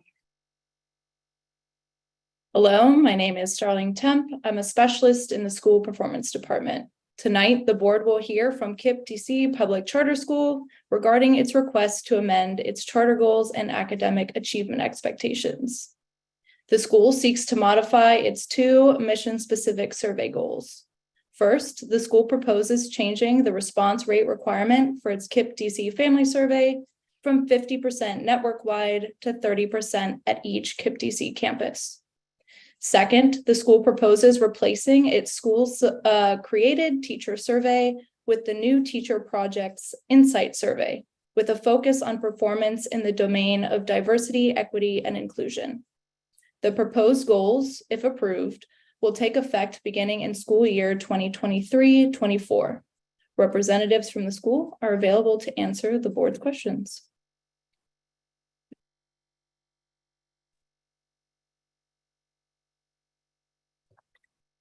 If it's okay, I have a few opening words before the rest of the team speaks. My name is Shannon Hodge. Good evening to PCSB and PCSB staff. I'm president of KIPP DC, and I'm here with a few other team members to discuss our charter goals amendment request.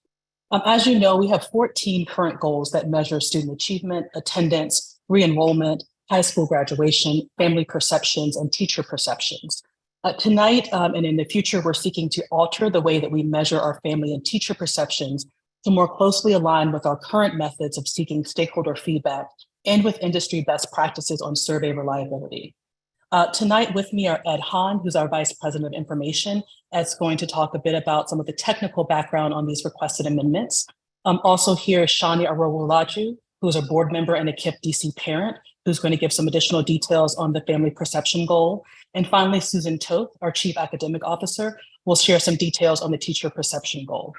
Ed, you're next. Great. Good evening, everyone. Thanks for your time, and thank you for giving us the time to share the information behind this amendment request. So at heart, our family perception charter goal, the purpose of it has been to gauge and understand how our families feel about KIPP DC broadly. And these proposed amendments do not change that aim. We will continue to measure family perceptions through the statement, "I am proud that my child attends KIPP DC." We are also continuing to set as our goal that at least 75% of our families who are surveyed strongly agree with that statement. You may have noticed we changed the survey name. We previously used a survey called the KIPP Healthy Schools and Regions Survey. That was one that was developed and administered by KIPP Foundation. In the last several years, it's been sunset, and we have developed our own, which is very similar. It's shorter. It has questions that are relevant to our mission and also what we want to hear from our parents to be able to give feedback and use that feedback for our organization. It's called the KIPP Family Survey, and it's aligned with our mission and needs. We also previously had a response rate requirement of 50% LEA-wide. We proposed a response rate of 30%. We want to keep the rigor by saying that we should hit that benchmark at each campus, as opposed to just LEA-wide, which is how we try to guarantee the broad representation within the survey results. We also cited some research supporting an approximate 30% response rate for a successfully valid and reliable set of survey outcomes. So I'm sure we'll talk more about that as we get to the question and answer portion of this. Moving to the teacher perception charter goal. Again, the aim is to measure how our staff views our LEA's direction and their support for our major initiatives. And again, we're not trying to change any of that with these amendments. We will continue to conduct an independent survey of our teachers to provide a little bit of objectivity to the results. And instead of using the Culture and platform, which again, we have sunset in the last several years, we are going to continue to use the TNTP Insight Survey, which is a broadly used survey, not just in DC, but nationwide and with many KIPP regions. We, in the past, had to add a custom question, the I am proud to work for KIPP DC question. We had to add that to the survey solely for this charter goal. And it was kind of an add-on to that survey. And so moving forward, we wanted to shift from using just that single question to instead use a whole domain on the TNTP Insight Survey, specifically the diversity, equity, and inclusion domain. It actually aligns really well to a major organizational priority, and it is a key component of our mission at KIPP DC. We will again talk more about that in a second. In case it matters for those people here who are not familiar with the notion of a question versus a domain, TNTP has grouped their survey outcomes into several domain level topics, about 14 or 15. And these domain scores range from 0 to 10. 5 means that you are in line with the national average. The domain scores take into account the full scale, the full range of survey questions, not just one question or two questions, but actually all the questions within that domain. And so it's a more robust and reliable way of talking about that topic within a survey outcome. And so we are seeking to edit the required response rate down from 50% to 40%. 40% is actually a benchmark defined by TNTP as a reliable threshold for outcomes. They actually don't release outcomes if you don't get a 40% participation rate for that school. So that is a publisher-defined threshold. It is slightly higher than the 30%. I know that's going to be a question probably later on. You know, teachers are in the building. We have an ability to sort of encourage and push for higher response rates with staff. And there are more of the usual barriers when it comes to sending surveys externally to families and other stakeholders, which is why we have a slightly different number for participation rate. But we'll talk about that more. With that, I'll pass it on to Shani. Thanks, Ed. Good evening. As mentioned earlier, my name is Shaniola Arowolaju. I am a KIPP parent, a member of the KIPP DC Board of Directors, and a citywide leader, and I fully support the proposed changes to the Family Perception Charter Goal. A key component to any school success is family support for the school's direction and family voice in the decision-making.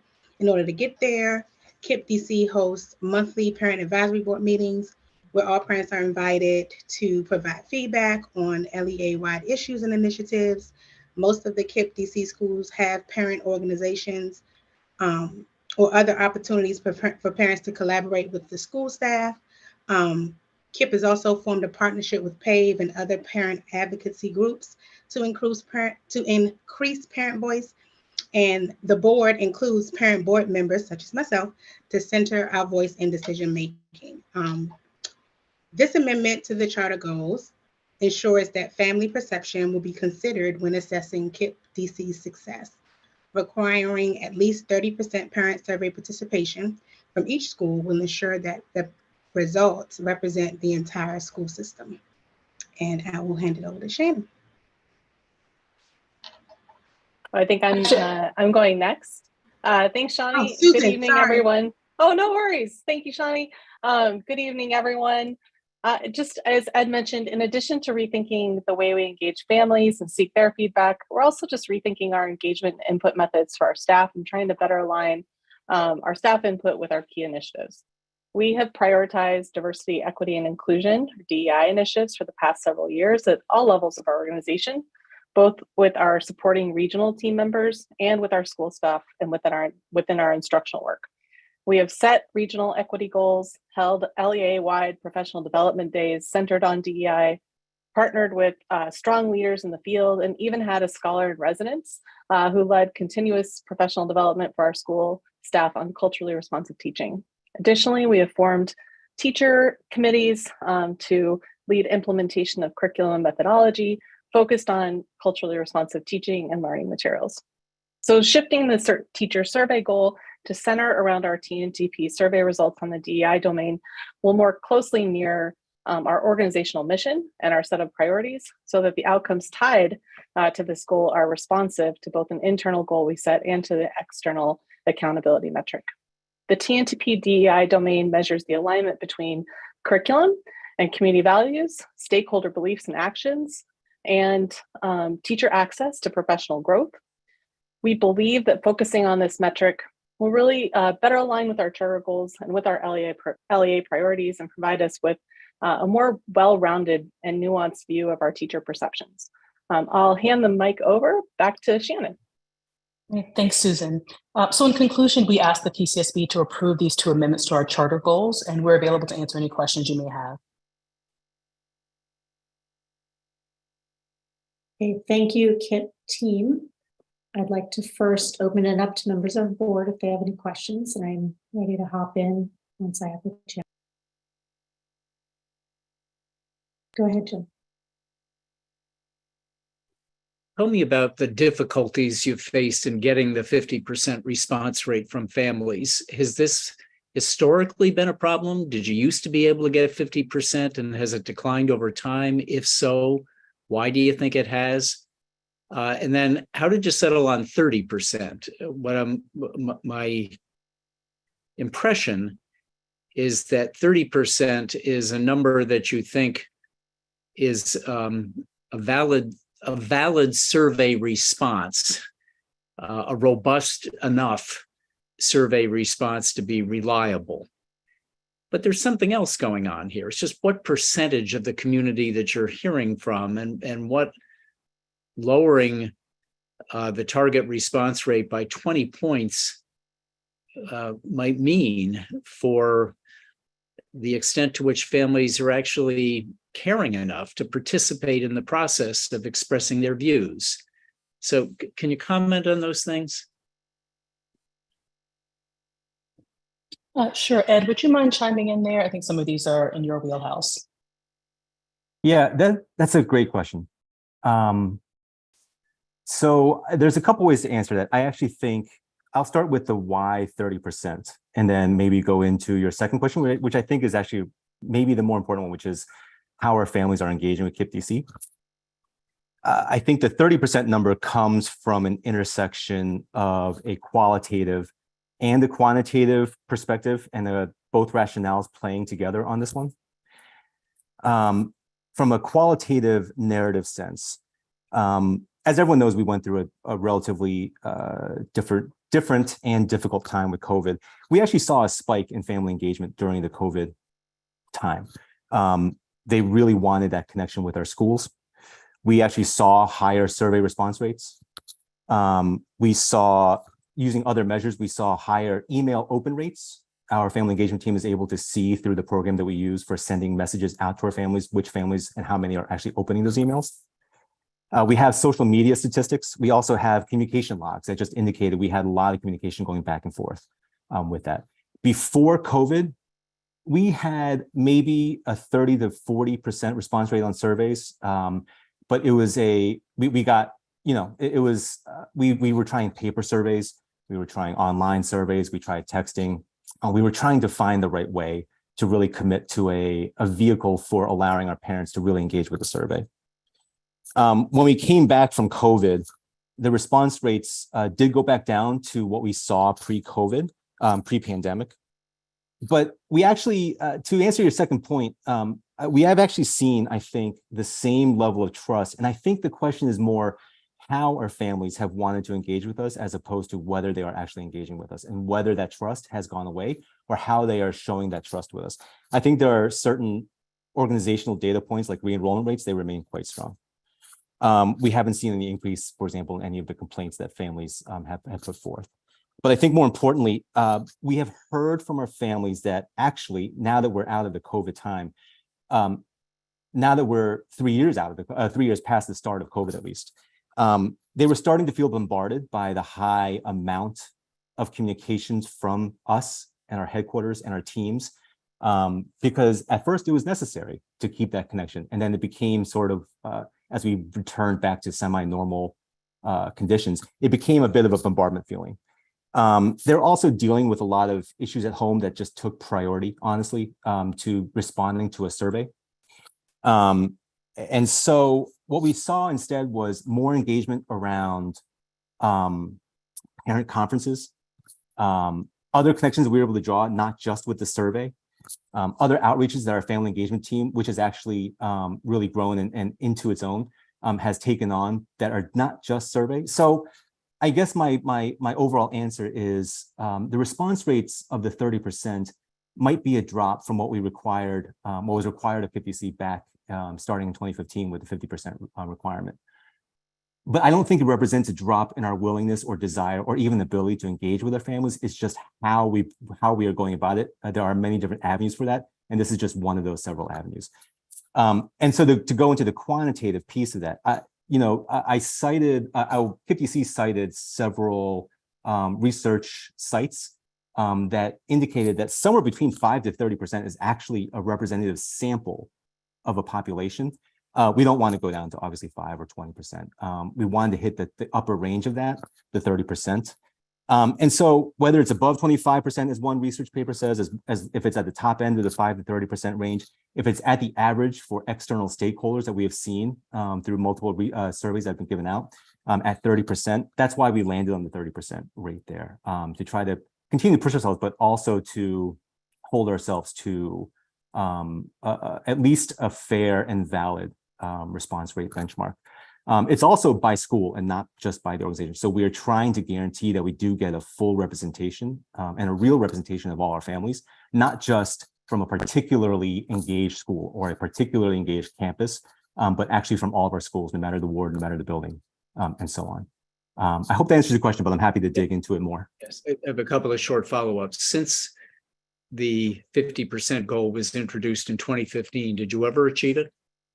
We did hit it way back in 2015. I think we had fewer schools, honestly, and a lower enrollment. And it was just it's just easier sometimes with a smaller engagement, a smaller community. Since we've grown, we have typically stated that we partially met this because of the participation rate. It's been harder and harder for us to hit the 50%.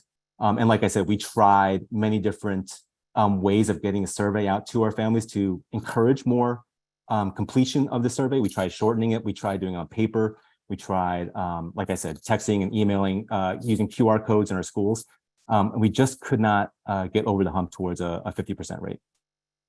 If I may, I think Shani would like to just talk a little bit about what we've done to try to get more families to complete the survey. She has a kind of firsthand experience with this on the other side, and her perspective may be helpful here. Yes, I feel like the gift and the curse of KIPP is the communication. We get text messages, we get remind, teachers have class dojo, they're texting personally. And even from my engagement with other parents, as a parent and on the PTA for my campus, I think it's a lot, it's a lot to respond to. And sometimes even when I get the messages, sometimes I need 2 and 3 and 4 reminders because I'll open it and start doing something else and forget to get back to it.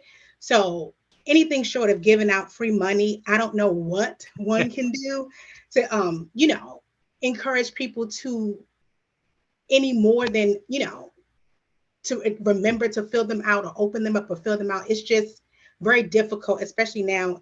Someone had mentioned that communication during COVID, you needed it because you didn't know how you were going to function from day to day. So if you didn't get it, it was a huge problem. And then as KIPP continued it after we came back from COVID, and that was, you text me too much, you call me too much. If it's not something, then Like send it in the book bag, then you forget it in the book bag.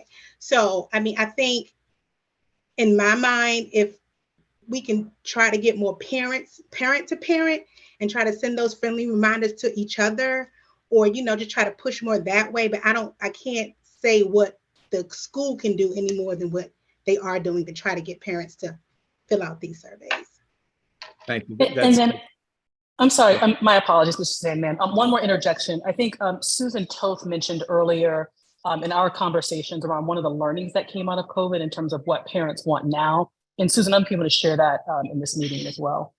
Sure. I think one of the things we heard from our parents and caregivers was a desire for less sort of paper or technological interaction and more in-person interaction. And so we've shifted from a very traditional 2 days on our calendar for parent and caregiver conferences to add, we're up to 5 days minimum in our calendar going into next year, just to increase the number of personal touch points, because that's what parents are really asking for. And those are time that we set up for listening conferences as well as conversations about academic progress.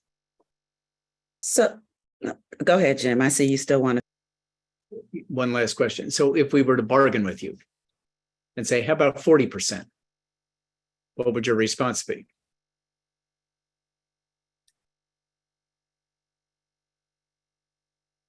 My response would be that I understand the sentiment behind wanting to hold us to a higher number, and that we ourselves are holding ourselves to as high of a standard as we can. The reason for maybe a 30% number being just as okay here as a 40% number is that there is objective research around surveying external parties that suggests that 30% does not mean that you're not getting the engagement that you want. It actually just means you're getting a representative sample of the population. I think it'll be hard for us to hit 40% across all of our schools, if I'm going to be frank. And I think that's my question. Yeah, I think it would be difficult. I don't want to set force a goal that's just not achievable. I think we're looking for a balance between attainable and reliable. Yep. And 30%, to be frank, 30% is not a walk in the park for us either. Like, there's work for us to do there to get to 30% at all of our schools. We have a range. We have some schools that are above 30. We have some schools that are below 30. And so the purpose behind asking for a rate that applies to all of our schools is also to hold us to a rigorous standard that we still need to push towards. And so we're really not trying to dodge anything. I'm not saying that you're saying this, but we're not trying to dodge anything or trying to get a lower benchmark. This is actually potentially a harder benchmark for us to hit, given that we're asking for it across all of our campuses. Thank you. Your responses are very helpful. Thank you. So, hi, KIPP team. My question to you all, I have a problem with the lowering of the bar, right? That's what it is, whether it's research-based or not, Han, right? At the end of the day, particularly when I'm looking at both of these specific measures, these are your key stakeholders. These are your parents and your teachers, right? We exist because parents choose us, and we need to be making sure that we're checking in with them. And I think as the largest LEA, you should definitely be thinking about how we're setting that tone. I guess my question would be, I'm hearing all of these other ways that you're feeling proud about engaging families and feeling as if you understand them and know them, et cetera.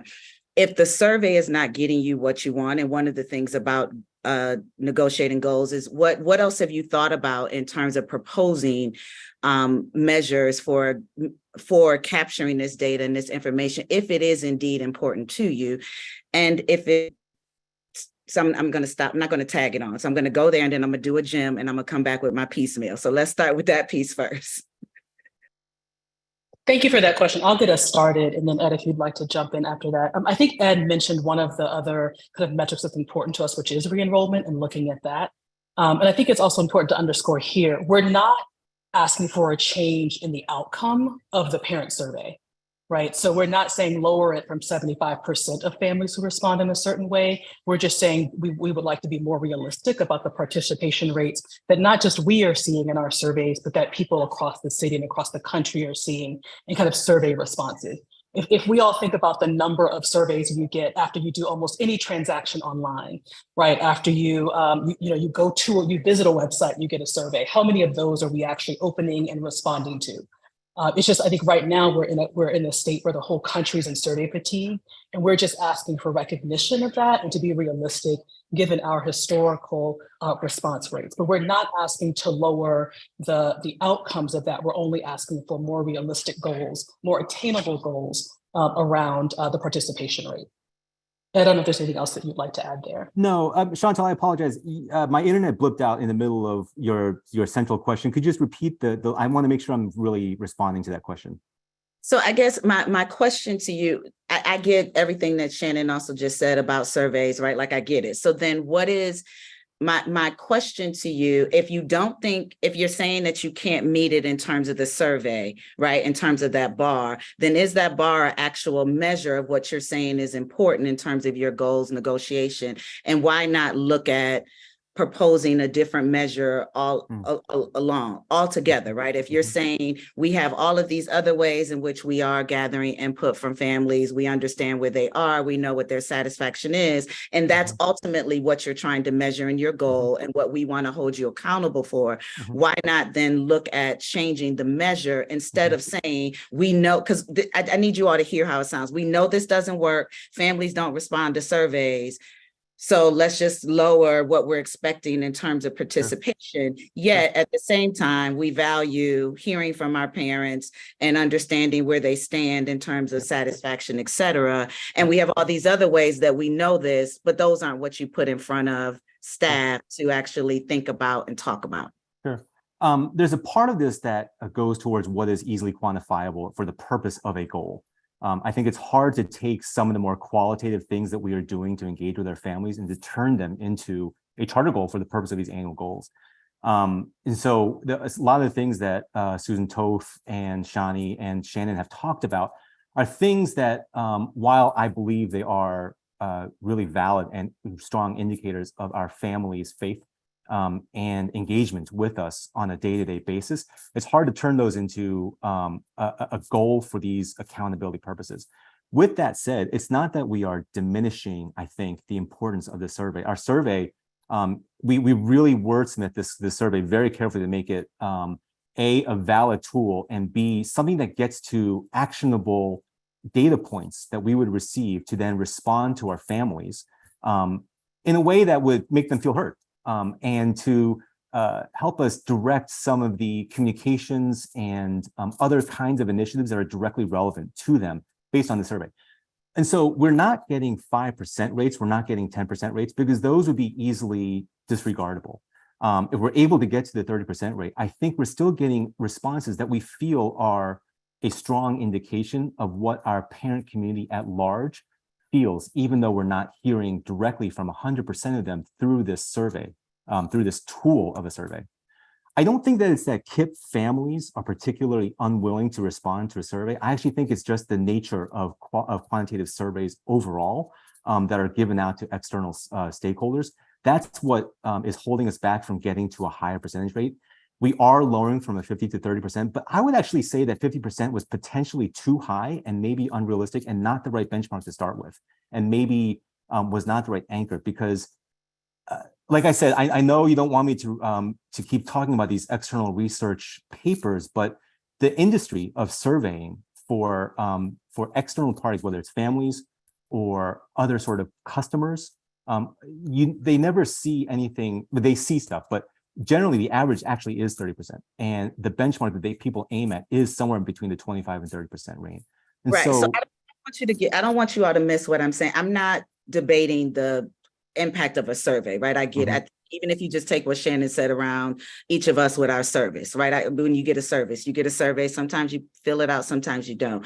What I'm saying is, have you thought about other ways in which to measure the parent? What I've seen in your goals is that this is important to you. You're saying that it is important to, because you could not have it, right? You could have, these are your goals. You could not have a goal that measures this, but you said as a LEA, family or state family in particular, satisfaction is important to us.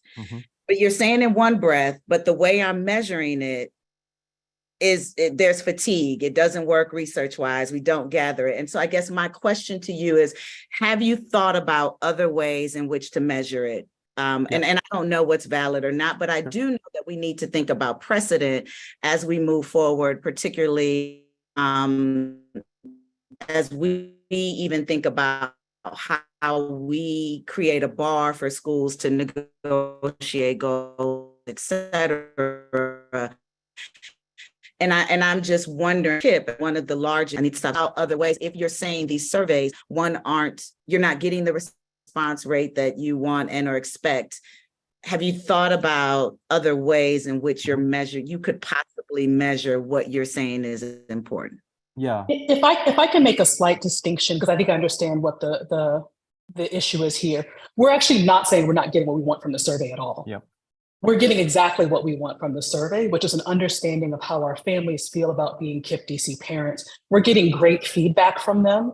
What we're saying is that the arbitrary 50% threshold that was set in 2015 is not a realistic or necessary threshold to get the information that we want. All of those other things are just icing on the cake. But for the appropriateness of a charter goal, we do think this is the appropriate charter goal, and we are getting what we need.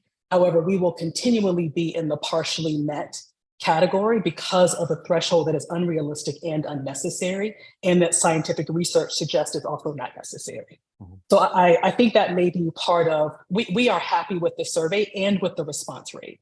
I think we were trying to talk about what more we could be doing to increase response rate, just to say, like, we've done a lot. Our parents have seen what we've done, and we are comfortable at 30% because of all of the other information that we're getting and what we know about surveys in general.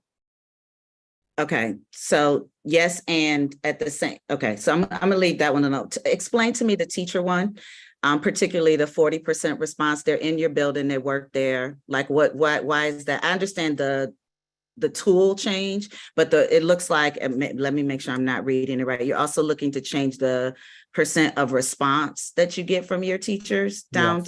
Yes. Am I correct about that? That's correct. I think it's less because we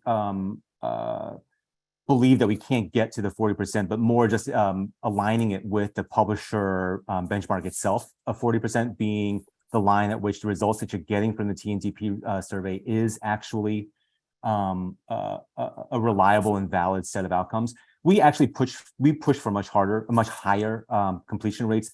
We push for 100%. But at some point, pushing because of a threshold that is required makes the survey almost turn into a compliance tool as opposed to an actual tool for gathering information. And so I think that's just one of the reasons why we were trying to align down from a 50% that, as Shannon put, felt like an arbitrary decision. It wasn't, I don't mean to diminish it. It was a number that we set back in 2015. Diminish it because you all chose it too, right? So you can't. I agreed. Like at some point, these were your goals, so it's not. Yes. We put them down your throat. You also selected them. So yeah, no, that's why I tried to. I was trying to back off from the word arbitrary. I think it's really just that we set a number in 2015 that was based on, frankly, a different survey, a different set of circumstances, and a different size of the organization.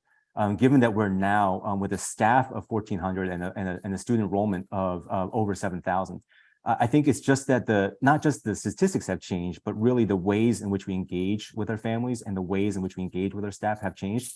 It doesn't mean that we're holding ourselves to a lower number, although I understand how that perception comes through in what we're saying here. So I guess you all can see some of the skepticism, and I think I'm sympathetic to that in looking at this for reasons that have already been given. But I do think validity is one sort of thing to look at, and then inclusivity is another. And I'm not saying that they're mutually exclusive. And Shannon, what you say about getting the data and the feedback that you need, like that matters a great deal, right? So I do want to stipulate that. I guess let me just start by saying, as the board makes its policy for how to negotiate charter goals, do you think 30% should be the standard we apply to every school that makes a goal of this nature? A goal of this nature using survey tools for external parties? But 30% participation rate specifically, right, on a family survey. Yeah. Frankly, I do.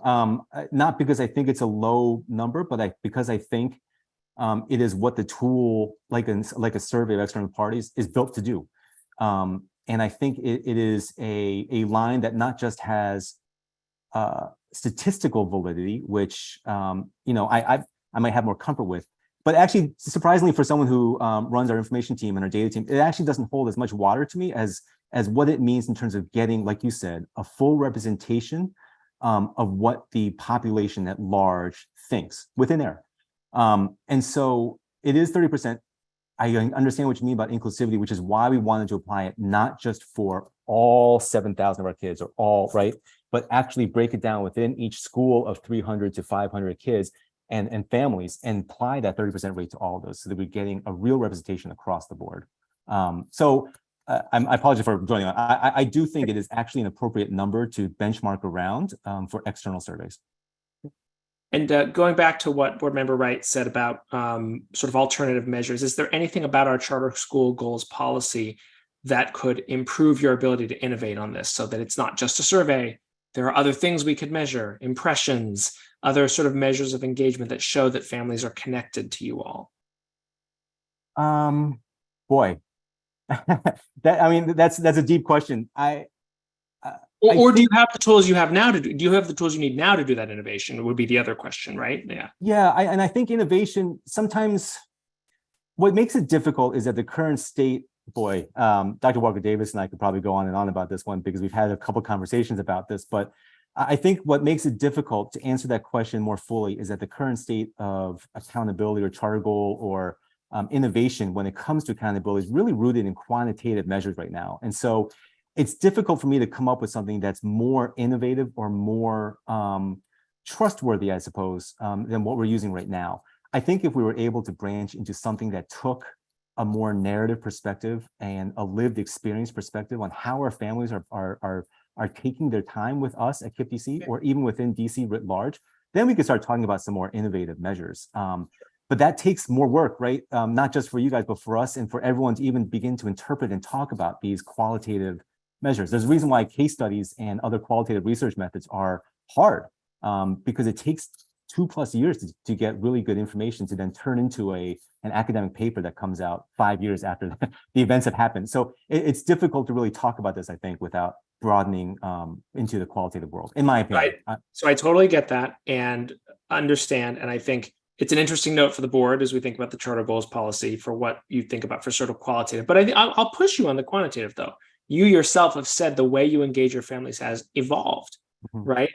Text-based communication, social media, any number of other things, some of which I imagine those companies would be happy to partner with you on in terms of sort of understanding and deriving data that shows maybe not always like, I know they said, yes, we love the school or no, we don't, because it's more nuanced than that. But I could imagine being sympathetic to the idea of, hey, the traditional survey, we still do it, but the response rates are lower. But in addition to that, we have this other evidence of engagement as well. Yeah, I don't know. I just think that could be interesting that could just be interesting to explore. No, I absolutely love that. I think a lot more conversation will need to happen to make sure that numbers that you guys receive, not just from us, but from other LEAs, are actually genuine numbers and not easily gameable. I think that's where you start getting to some trouble when you talk about communication logs or social media engagement or opened emails or anything like that. And that's where I would start to get worried. And I think there's a lot more talk that has to happen around that piece. The thing that makes these surveys a little bit more of a usable tool for its purpose is that it's just harder to game the system, right? Particularly with a survey like the TNTP, but it's even with a survey like ours that we are sending out there and trying to get participation on.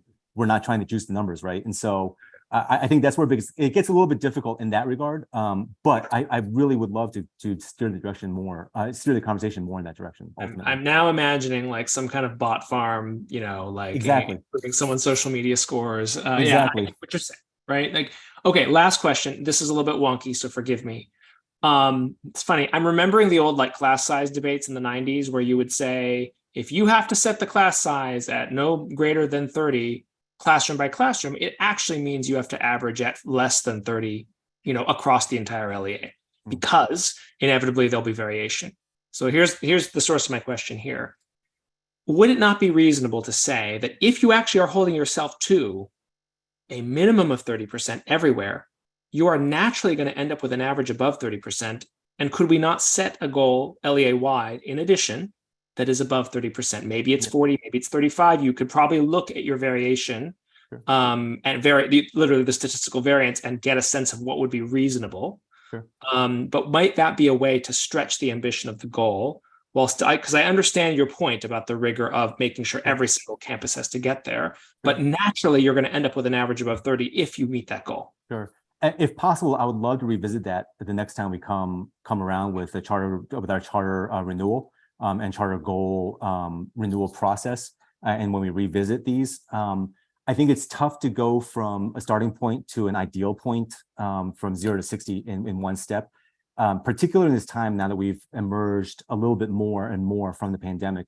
We're just starting to see a whole new baseline of everything, not just this, right, but also our academic outcomes. And I'd love to see how the next few years go, particularly with our family engagement initiatives, particularly with that team, really rethinking about how we're going to tackle this family survey and distribute it. I'd love to see where we're at. In the meantime, I just would not want to penalize us without knowing where we're going to get to, I guess. And then we can revisit this several years down the line, hopefully. How many years away is that? Sorry, remind me. Boy, I mean, the reason why we're in front of you now is also because these goals are from 2015. We were going to readdress them in 2020, but the pandemic happened. And so we are 8 years into these. So I guess our next one is 2025, but I would love to see, how we're doing at that point. There's something interesting there, guys, about, I think, just like learning from whatever we do here and then having that inform the discussion then. But anyway, I would be interested in this question of the cap versus the average as well, as a way of getting to a compromise here. Yep. Okay, I'm done. Thank you. I have a comment, and then I want to kind of pivot the discussion really quickly to talk about DEI initiatives. The one comment that I do have, again, thank you all for explaining this and laying it out very clearly, and I appreciate my board members for teasing this out. How do I say this? Something that caused a moment for me, and something that was said, Mr. Hahn, and I just want to say this on record and just caution us all. Excuse is a strong word, but it's the word that's coming to mind right now, but I don't mean it negatively. We cannot use the excuse of growth, chosen growth. You all chose to grow as a reason to come back and change the commitments that were made when you came aboard. That gave me great pause when I heard that. At the end of the day, your growth in serving 7,000 children, having a staff of 1,400 was a choice that you all made, and you all came before the board and made an argument that you had everything you needed to meet the expectations that you decided that you wanted to live into. And so I want us to be mindful, especially with the commitments that we're making to communities when we come in, that just because you grew doesn't mean that you shy away from your commitments. I understand what you're saying. I just wanted to name that gave me that point is really well taken. Thank you. Yeah. All right. I want to talk about DEI real quick here. So in your charter amendment application, you state that KIPP DC has been prioritizing diversity, equity, and inclusion initiatives for the past several years at all levels of the organization, and that focusing on the TNTP Insight Survey's DEI domain results will more closely mirror your organizational mission and set of priorities. Can you elaborate on the DEI initiatives KIPP DC has implemented, and the success of those initiatives? I can get us started, and then Susan, if you wouldn't mind picking up some there. KIPP DC has been actively working at being an anti-racist organization for years. And I think a lot of that work that we've done has been discussed internally as not as much externally. And so I hope a year from now, you wouldn't have to ask because you just know about it because it was out there in the atmosphere. But it has looked like everything from changing policies and practice to intensive training to step backs for leadership to really rethink policies and practices to curriculum audits in classrooms led by students. It's multifaceted. We are working with teams nationally to really make sure that we're doing this work in a thoughtful way and that the entire organization is invested in it. So that's my kind of high level. I'll ask Susan to chime in a little bit more. Sure, I can talk about a few different things that are really focused instructionally. First, we have a PD thread that we run throughout the year, launching in the summer through our summer professional development. Every staff member who's new to KIPP DC has an intensive session through a partnership we have with the Center for Culturally Responsive Teaching and Learning with Dr. Shroki Hawley. It's really focused on culturally responsive teaching practices and a good foundational, the foundational mindsets and skills that are embedded there. We also, last year, as an example, had a scholar in residence, Dr. Gloria Ladson-Billings, who wrote Dreamkeepers as well as other texts, who led a continuous development sequence for us across the year, focused on teaching and learning, and was something that she delivered to every single one of our schools across KIPP DC. In addition, every school has an action plan, a prioritized action plan, and within that is embedded an equity agenda, as well as a real review of data to look at how we design for the margins and how we build strategy and scaffolds for students who are not experiencing success at the same rate as the core of our student body. So those are just a few ways that we're really looking at DEI through an instructional lens. Thank you. One more, and I'm going to cross the street. Thank you for that. You responded to my DI. I'm going to cross the street, going back to the teacher survey. Y'all just bear with me. Cross the street. Okay, I want to go back to the teacher survey and a question that I have. What is KIPP DC's, if you know it now, current teacher retention rate?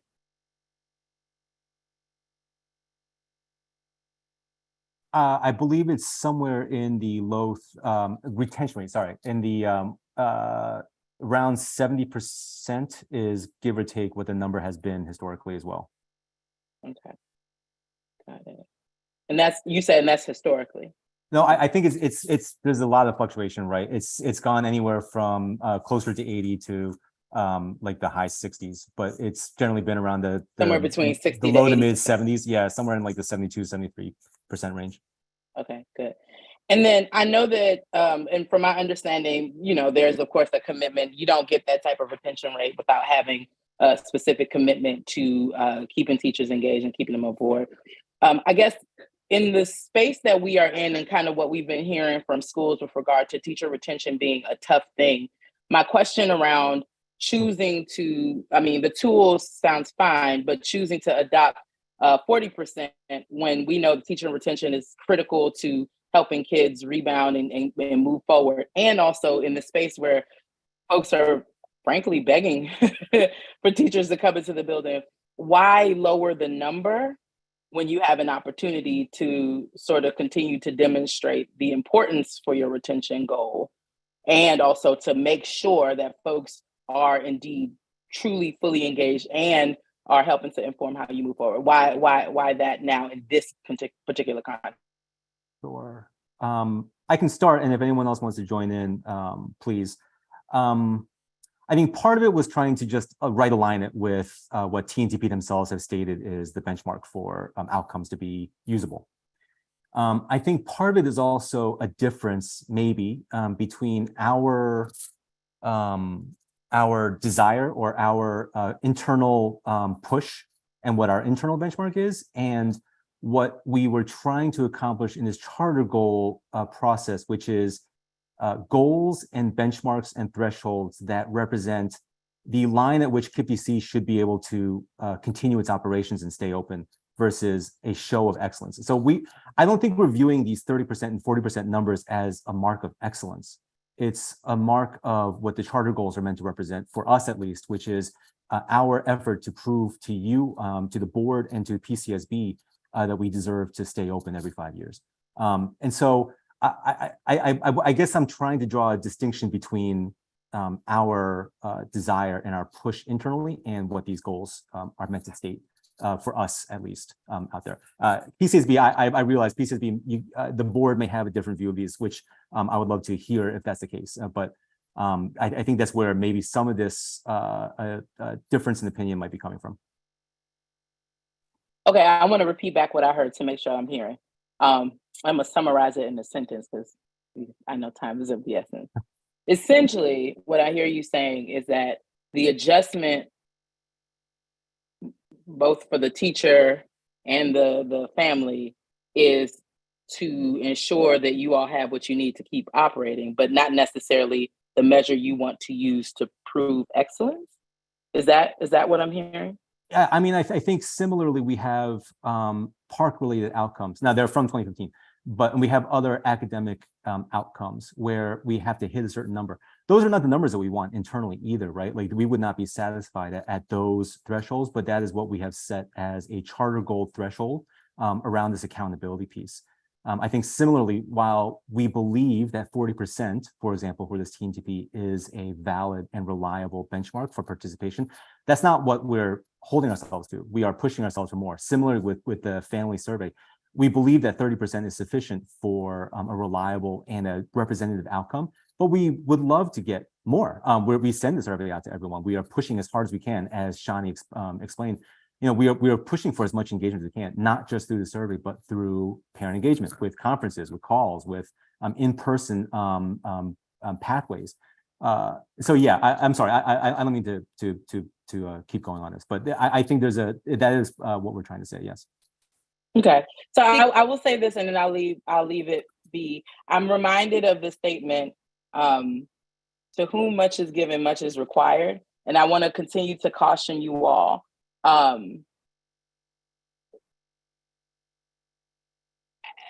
an LEA that does have a pretty large lion's share of the sector, very much a lot of what you do sets precedent, and it just because of the size, and that's it is what it is, right? If you didn't have the impact, you wouldn't be in this position, and it's a wonderful position to be in.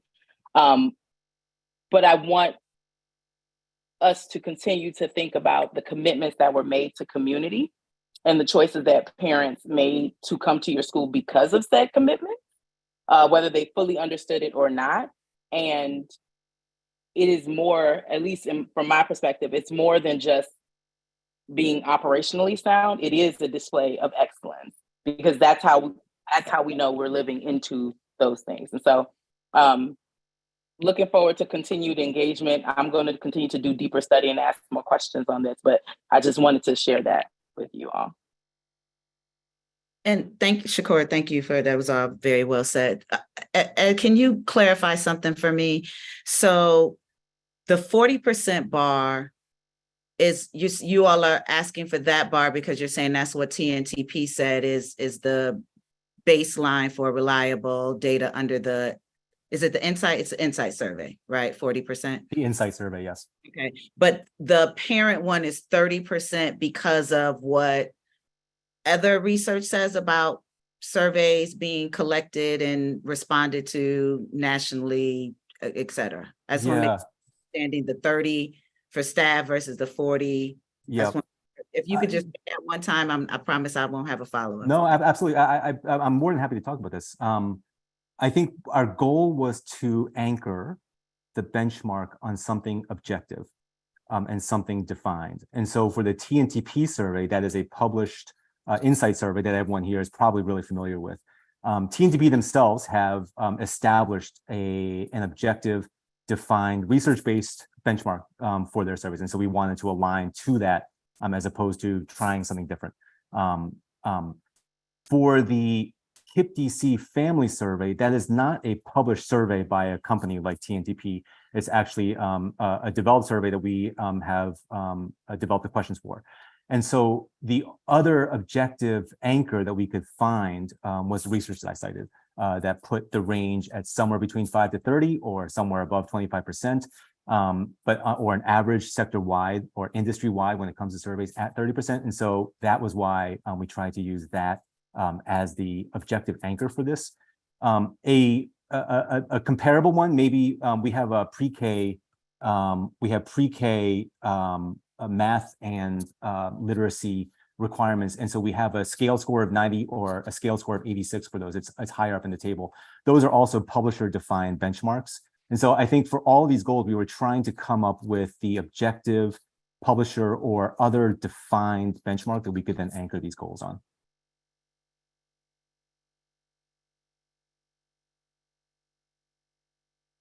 I hope that answered your question, but I'm happy to follow up with anything if that helps.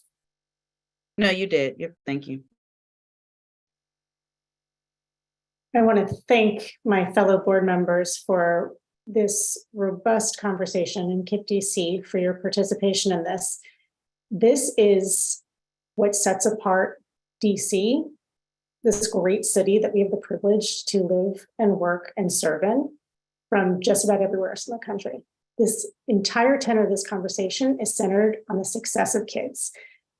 So it sets apart charters from every other governance structure in public education. Setting charter goals is making promises to kids and families so that parents can make informed choices of where their kids go. So I share the feedback and skepticism and optimism named by each of my colleagues on the board here. I know that there will be continued conversations after this board meeting between our staff and the staff of KIPP DC.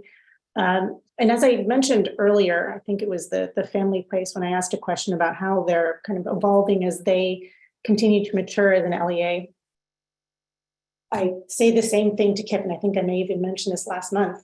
We as a sector are continuing to mature and evolve, and this LEA is a large one. So I think this conversation is incredibly important. We are and we must continue to evolve and demonstrate continuous improvement in how we serve kids. And these kinds of questions around the percentages, survey methodology, et cetera, I see it's nested within all of the other charter goals that you have. And you're looking forward to is it a 30-year review? At first, it'll be a 25 review, and then the 30 will be in 2030. Yeah. Yes, this is the kind of reevaluation that needs to happen. So thank you for this. Let me get back to gallery to look at faces here. Are there any further questions? All right, seeing none for now. I want to thank the KIPP DC team and PCSB staff for all the preparation for this, and look forward to revisiting this again next month. Thank you very much. I really appreciate the questioning. Thanks. All right. As Starling is already in place, we still have you here, Starling. I'd like to invite her to introduce the request from Maya Angelou Public Charter School, and I would also like to invite representatives from the school to provide remarks regarding this amendment request. Nora Shetty, Azalea Spate, and Jasmine Gross.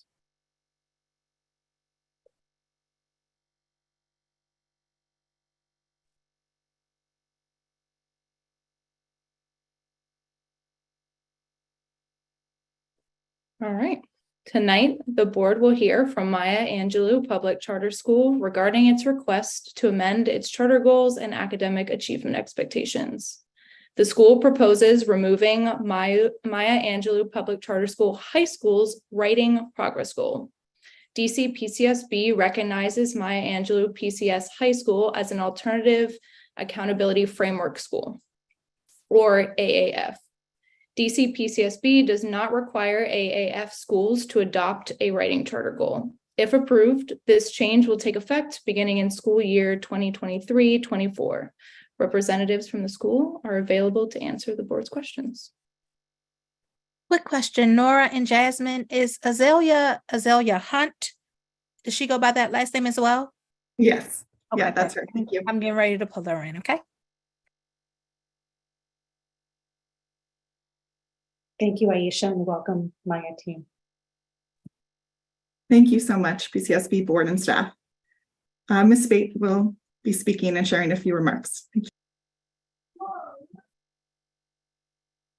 Good evening. Can you all hear me okay?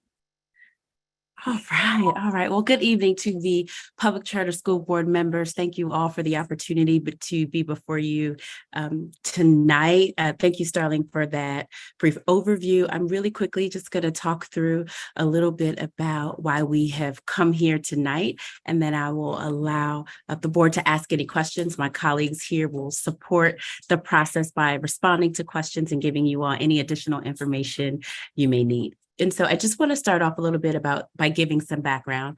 The Maya Angelou Public Charter High School, as you all know, is classified as an alternative high school and a part of the alternative schools framework.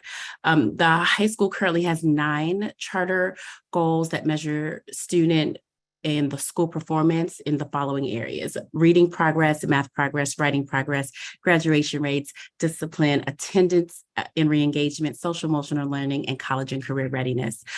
Per our charter amendment application, there are 3 reasons why we are considering removing this particular goal. First reason, there's limited consensus regarding the best methods for assessing writing, particularly for high stakes assessments. And in our entire package, we've submitted some additional documentation for your review. That would be attachment A. The current assessment platform, which is MyWrite, we've used this for a few years now, is not suitable for analyzing writing growth, and we have yet to be able to identify an assessment that truly meets our needs. We've also shared additional information with you about our process for seeking and vetting additional writing assessments. And lastly, we wish to reduce the testing burden on our students during critical learning times. The way that the current MyWrite assessment was set up is lots of testing and lots of testing fatigue we were experiencing from our students. And so when the goal was originally drafted, the Maya Angelou Public Charter School and the PCSB staff together, we worked on this and defined what it meant to come up with the right goals for measuring writing. However, the MyWrite platform that we've been using just was only designed for formative assessments and has not really helped us to provide a standardization for how we capture student growth in writing. Maya Angelou argues that this charter goal doesn't adequately represent the scope of growth that our students have been accomplishing in writing. While we have not met the goal, we have seen progress in our student writing. We just miss those very specific targets that we are required to hit with the specific goal. And so overall, we understand that writing is important. We continue to teach writing. We continue to push the need for writing across our subject areas and all of our pedagogy within our curriculum. We are just at a place where we have really struggled to see this goal as meaningful the way it currently is. While writing itself is meaningful, our students have made great progress. We just have not been able to hit that specific target. And so we have taken some time to really research and consider whether or not it is feasible for us to continue chasing this goal, or is it more important for us to continue showing that our students are meeting the benchmarks that we are setting for them as it pertains to growing in their writing skills. The PCSB does not require alternative schools to adopt a writing goal, and no other charter school in the PCSB portfolio has a writing-focused charter goal. So the PCSB doesn't measure writing within its accountability framework. And so these are just some of the reasons that we are bringing this today to the board. I want to turn it over to Nora or Gross if they have any other additional items to add. Otherwise, we would be happy to take your questions at this time. Thank you.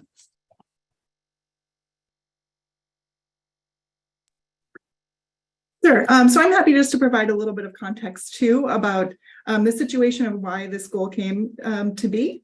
At the time that we had initially negotiated our goals in 2013-14, we anticipated starting to measure our writing goal in 2014-15. So at that time, we were discussing switching to a new platform for assessing reading and mathematics. And that same company, Scantron, was going to be offering a writing assessment. And we felt at that time, although none of the three of us were here exactly at that time negotiating, but from our colleagues, we've learned that the idea behind that was really to obviously we strongly believed in writing skills for our students, and we wanted a way to be able to measure them. It seemed like the field was developing in the right way to allow us to find an assessment platform that would do that. It turned out in the end that that assessment that we had selected from Scantron never came to be. So we had to select another one in partnership with PCSB, which also was only in business for 1 year. So then at that point, we had to select MyWrite. And we've been experiencing challenges with it ever since. It's really just not made to be used in the way that we are using it. We had to create our own definition of growth with PCSB because it is not meant to be a growth platform. And growth is really essential for our students because many of our students, being an alternative school, many of our students in reading and mathematics are coming in at a kindergarten, first, second grade level. And so it's important that we're measuring growth and not just achievement in a certain area. And so since that time period, since about 2015-16, when we started using the MyRight platform, we have experienced problems. We brought that to PCSB around the 2018-2019 time period. We started discussing what it would take to be identifying a new platform. And at that time, the discussions with PCSB were that it needs to be rigorous, it needs to be norm referenced, culturally appropriate for our student population, developed with the purpose of summative assessment, needs to be valid and reliable. We were looking for a platform that obviously had a pre-established definition of growth and would be flexible enough to assess the growth for our students who are starting at that lower level.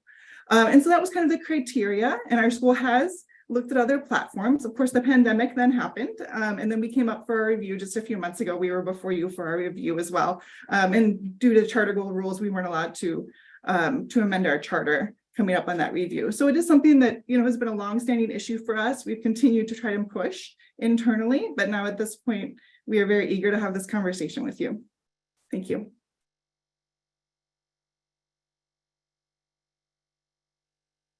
Thank you, Maya team. It's nice. Oh, I'm sorry, Azalea, please go ahead.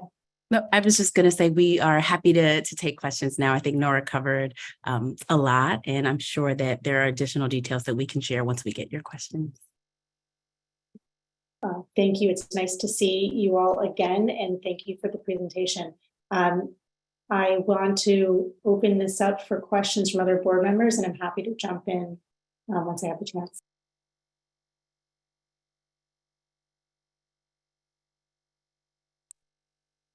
Okay, then I'm going to proceed. Go ahead. Sorry? No, I was about to ask a question, but go ahead. You're fine. Thanks. Can you share with us how you, in the absence of not having the right assessment in place, how you do propose to measure growth on writing and what other tools you'd want to use instead?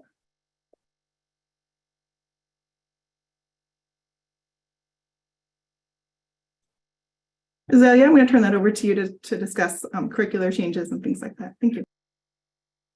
Absolutely. I'll definitely kick it off, and then I'll have Ms. Gross join us. And so we will absolutely continue to have a focus on writing. As all of our teachers are teachers of literacy, they are also teachers of writing. We have, with the help of MyPath, our MyPath, which is an intervention module that we've used, we've been able to determine the challenges that students have, of course, with literacy. And so taking a look at where our student literacy levels are, we also use that to identify some of the areas of growth that are necessary for their writing. And so our teachers take time to work with students on their writing skills. Ms. Gross, who has been with Maya for several years now, started off as our English teacher. She's now our instructional coach and continues to coach teachers on writing and support pushing into the classroom to support students with their writing. We have partnered with Adair Academics this last year and this upcoming year to design a specific kind of writing framework and writing tool that really supports our students with growth around writing. And so we're not going to move away from the focus on writing. We are certainly going to make sure that it remains a huge part of our curriculum and a huge part of our teaching and learning framework. Ms. Gross, do you want to add anything else around the instruction of writing and the interventions for writing? No problem. Hi, good evening, everyone. With writing, with MyRight is measuring student success based around the 6 traits of writing.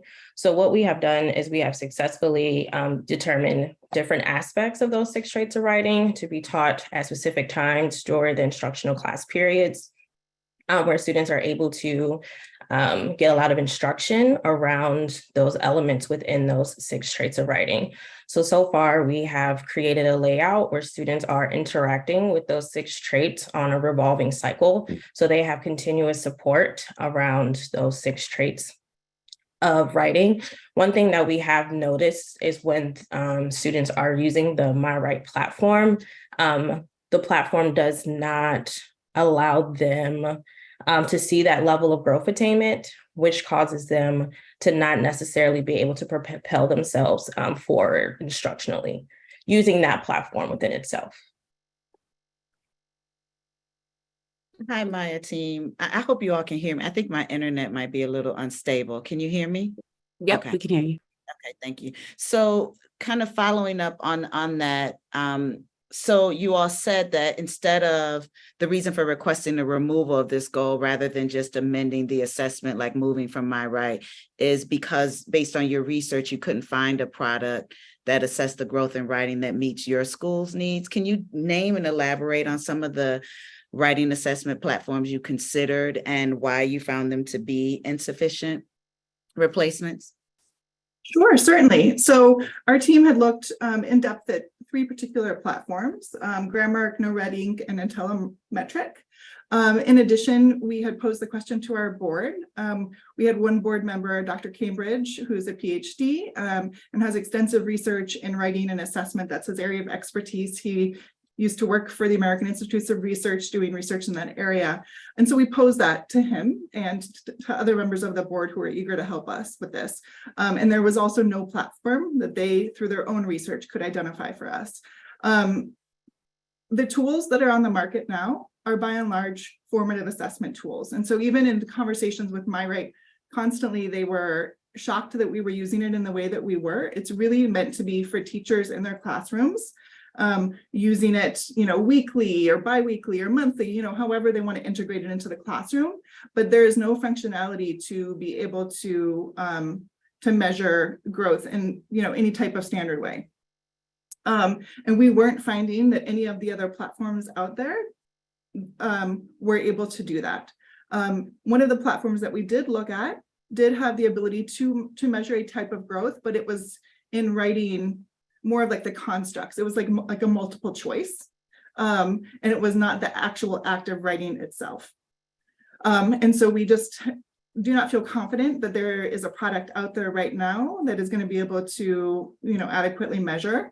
And it doesn't seem appropriate to continue to spend the resources on that, the time and the money on the platform for a platform. And I also have to, just from the data perspective, because I am the head of the data team, it does not supply us with great information. All it does is give a score in a particular category, but it's not advanced like the platform that we use for reading and mathematics, like NWEA and MAP, for example, supplies a lot of information, actionable information that the teachers can take and use to improve students' skills.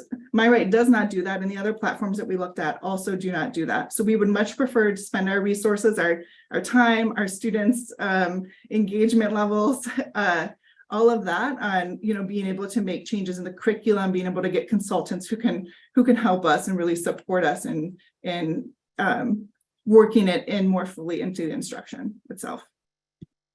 And can you remind me what year, I think I heard you say that this predates all of you on this call. What year was it that you all adopted this writing as a goal that you were working towards? So it was put into the most recent iteration of our charter, which was in 2013-14. And at that point in time, we had already stated then that the platform that we intended to use wasn't even up and running. So we were going to use it in 2014-15. We weren't able to, but so it's been several years that we've been attempting to pursue the goal.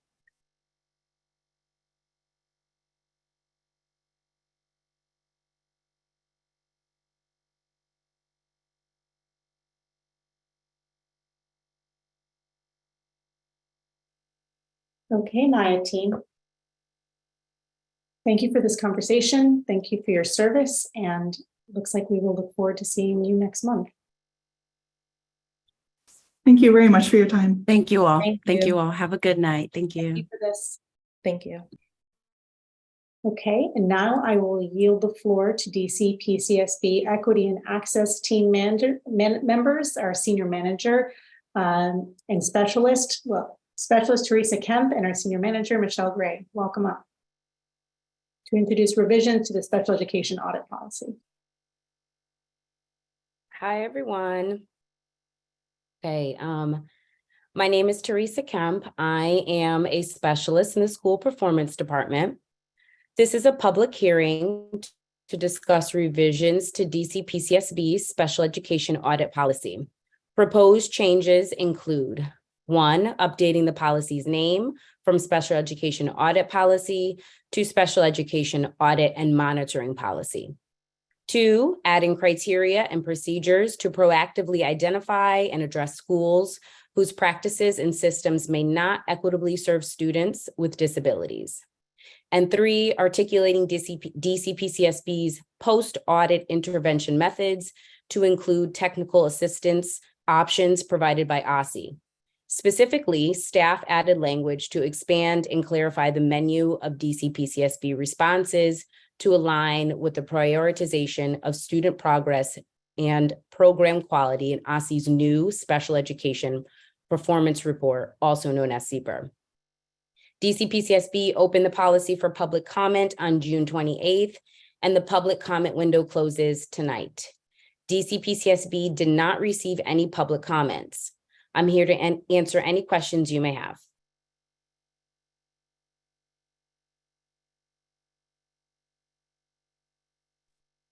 I think I want to kick off by thanking you, Teresa, and Michelle and the team, because I know that this, perhaps the lack of questions does not mean that there's a lack of interest or participation, but it's actually been quite a bit of back and forth.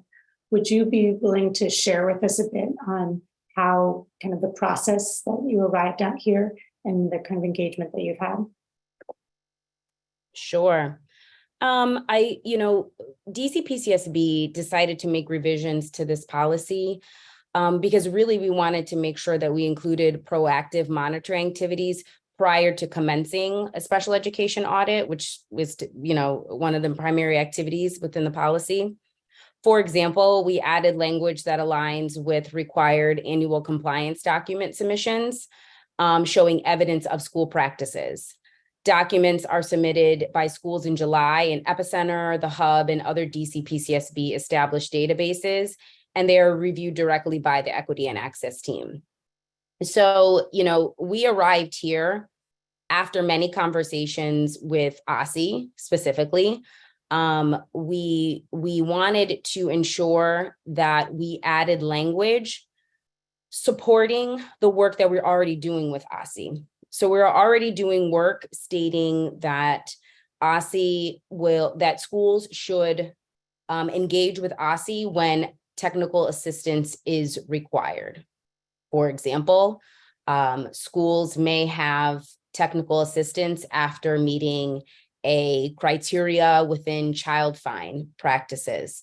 And we decided, let's add language specifically stating that schools will work with OSSI, not just as a suggestion, but more as a requirement. They will work with OSSI as OSSI has designed an extensive technical assistance program for schools that are struggling in certain compliance areas like child fine and others. So we have engaged with OSSI. That's one good example. We've also engaged with participants at the Center for Learner Equity convening in March 2023. Participants at this convening were DCPS staff, OSSI staff, Council of Chief State School Officers, and 2 DC Public Charter Schools, where this policy was presented to them. We elicited some feedback from them and then made changes prior to even opening the policy for public comment, which to me is an indicator as to why we probably don't have much public comment, because we did a lot of work on the front end. Thank you. And I know you are directly engaged with comments and questions that come in from school communities and from parents. So your perspective on this, I'm sure, was important early on. Thank you very much for this. Board members, do others have questions on this?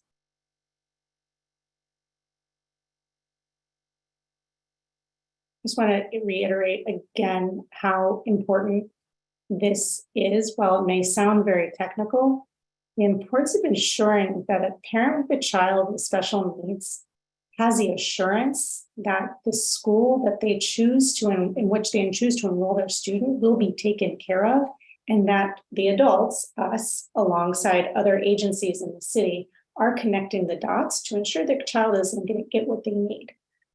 So this kind of progress and this kind of interagency continuous improvement is just incredibly important. So thank you for the work that you've done here.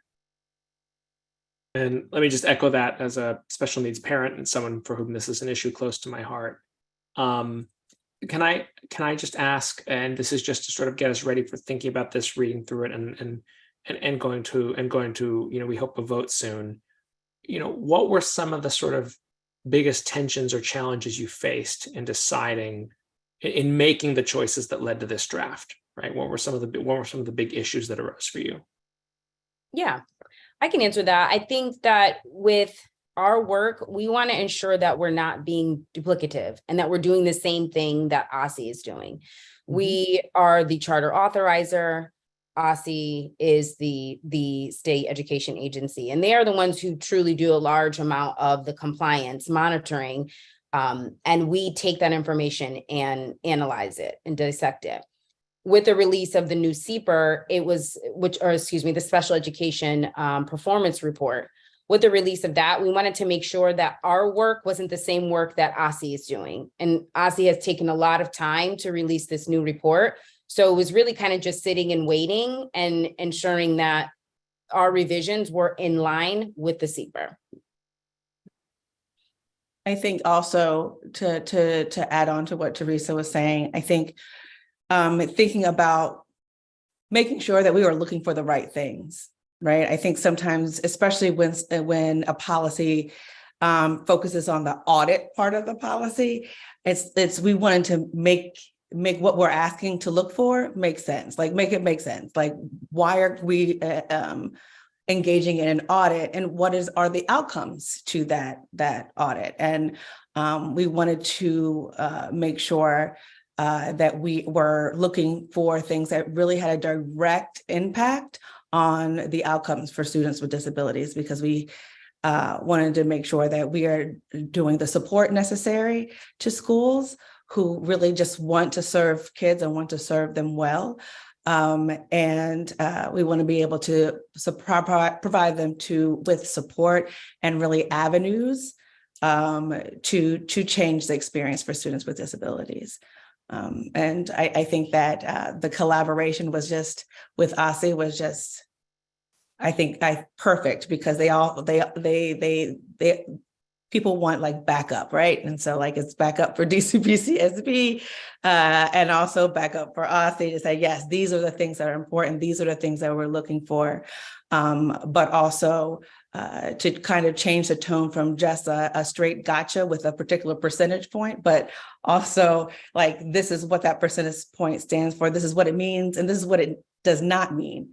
So that's why it was super important. And it was like working to see what is the information that we're going to have beforehand. So before we even contact a school about whether or not they meet a particular number for an audit, that we have the information we need to really see what that number, to give us information beyond what the number or percentage indicator would imply. Great, thank you. Okay, thank you, Teresa. Thank you, Michelle. And it looks like we will also be voting on this next month.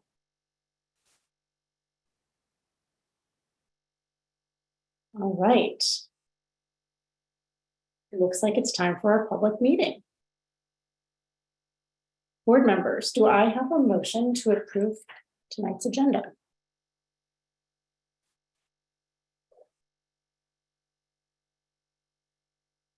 I move to approve the July 17, 2023 board meeting agenda.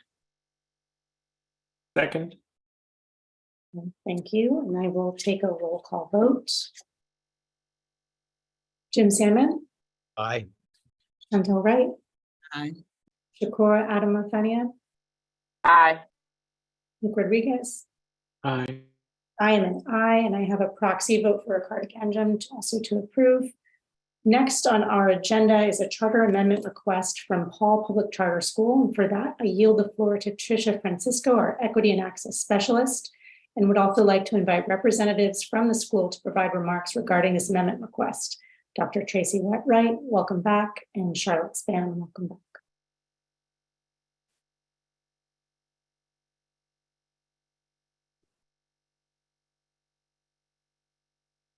All right. Good evening, everyone. Yes. All right. Hi. Hi, Dr. White. All right. Hello. Hi, my name is Tricia Francisco. I am a specialist in the school performance department. DC PCSB staff recommends the board vote to approve Paul Public Charter School's request to permanently offer a distance learning program. Last month, the board heard from the school regarding its request to continue Virtual Fridays, a half-day program in which students and teachers engage in virtual instruction. In July 2022, the board approved the school to pilot the Virtual Fridays program during school year 2022 to 2023, and they set the following expectations for permanent approval.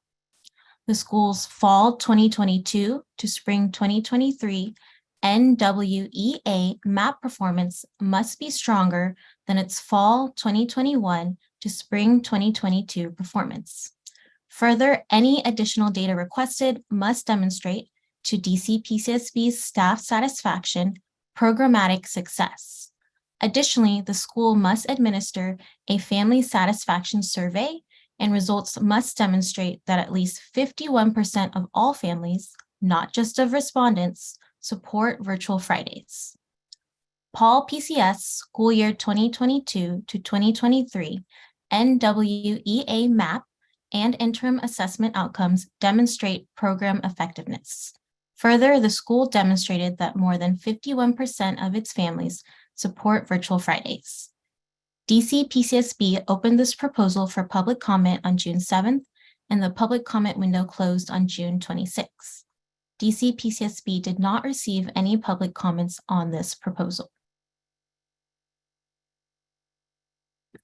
And I will turn it over to you, Board Chair Cruzy. All right, thank you, Tricia, and welcome back, Dr. White and Span. We had I think a pretty robust conversation last month on this. Is there anything that you'd like to update us on from last month? Anything new? No new updates other than I would just say our student enrollment is booming. We actually are at 771 students who are fully enrolled, which is the highest number that we've had in the history of our existence. So we're really, really proud about that, especially because we added the 5th grade this year. And so it feels really good to have that number of students at stage 5 enrollment. I think it speaks to not just the support of our overall organization, but also an added element of buy-in to this type of innovative programming. Congratulations, that's really exciting. Well, with that in mind, colleagues, I will entertain a motion unless anybody has any remaining questions.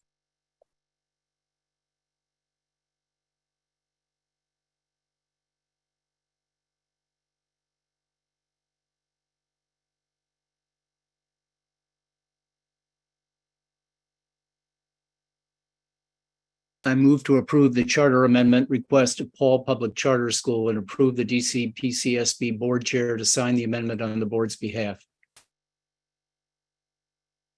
Thank you, Jim. Do you have a second? Second. Thank you, Nick. Vice Chair Jim Sandman. Aye. Treasurer Chantal White. Aye. Secretary Carter Genjim. I do have a proxy vote approving. Shukra Adam Athanian. Aye. Nick Rodriguez. Aye. I am also an aye. Congratulations. Thank you. Have a good evening. As well. Thanks. And also, I just want to say thank you for the opportunity. Thank you, Dr. Walker Davis, for the innovation. Thank you, staff, for working with us, for coming out, visiting our program, and checking in on us, and just really, really happy and proud to have the opportunity to do this kind of innovative work in our sector. So thank you for that. Have a good evening. A great evening. Thank you for your service. Bye-bye. Bye. Okay, I will now yield the floor to Holly Tursage, Senior Policy Specialist from the Data and Accountability Team, to introduce the next agenda item, the Charter Goals Policy. Good evening, everyone. And thank you, Chair Cruzy. My name is Holly Tursage. I am a Senior Specialist in the School Performance Department. DC-PCSB staff recommends the board vote to approve the proposed Charter Goals Policy. The proposed policy is designed to reaffirm and establish new means for determining charter goal attainment for school year 2023-24. DC-PCSB held a public hearing on the topic on May 15th, 2023. DC-PCSB received extensive public comment on the proposed policy, and staff revised the policy in response to the public's feedback. High-level changes include, but are not limited to, the removal of DC-PCSB's revised accountability framework as a goal attainment option for school year 2023-24, and adding a cut score equivalent to the OSCE's 3-star rating as a goal attainment option in school year 2022-23. Staff also proposes comparing school year 2023-24 growth on NWEA map to publisher norms rather than school year 2022-23 performance, because NWEA map is launching a new test in school year 2023-24. Other changes include language shifts to increase clarity and readability. On June 30th, DC-PCSB staff shared a redline version of the proposed policy, incorporating these updates with schools. I'm happy to answer any questions about this request.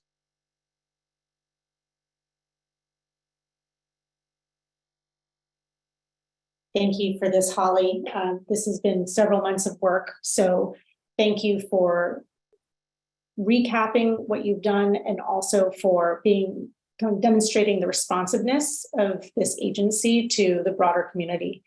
I think some of the conversations that this board has had on and in our past meetings around this reflects the importance of ensuring the LEAs understand what they need to do over the next year while we have all these different moving parts and we're reacting and evolving from out of the pandemic, and ensuring as we go into the next school year that they know what data to submit to us. So getting clarity on all this is incredibly important. Vice Chair Salmon, I see that you had a question. Yes, Holly, did you receive any feedback after you shared the most recent revision at the end of June? And if so, what was it? We have not received feedback. We've received some clarifying questions, but no feedback of note that I am aware of. Thank you.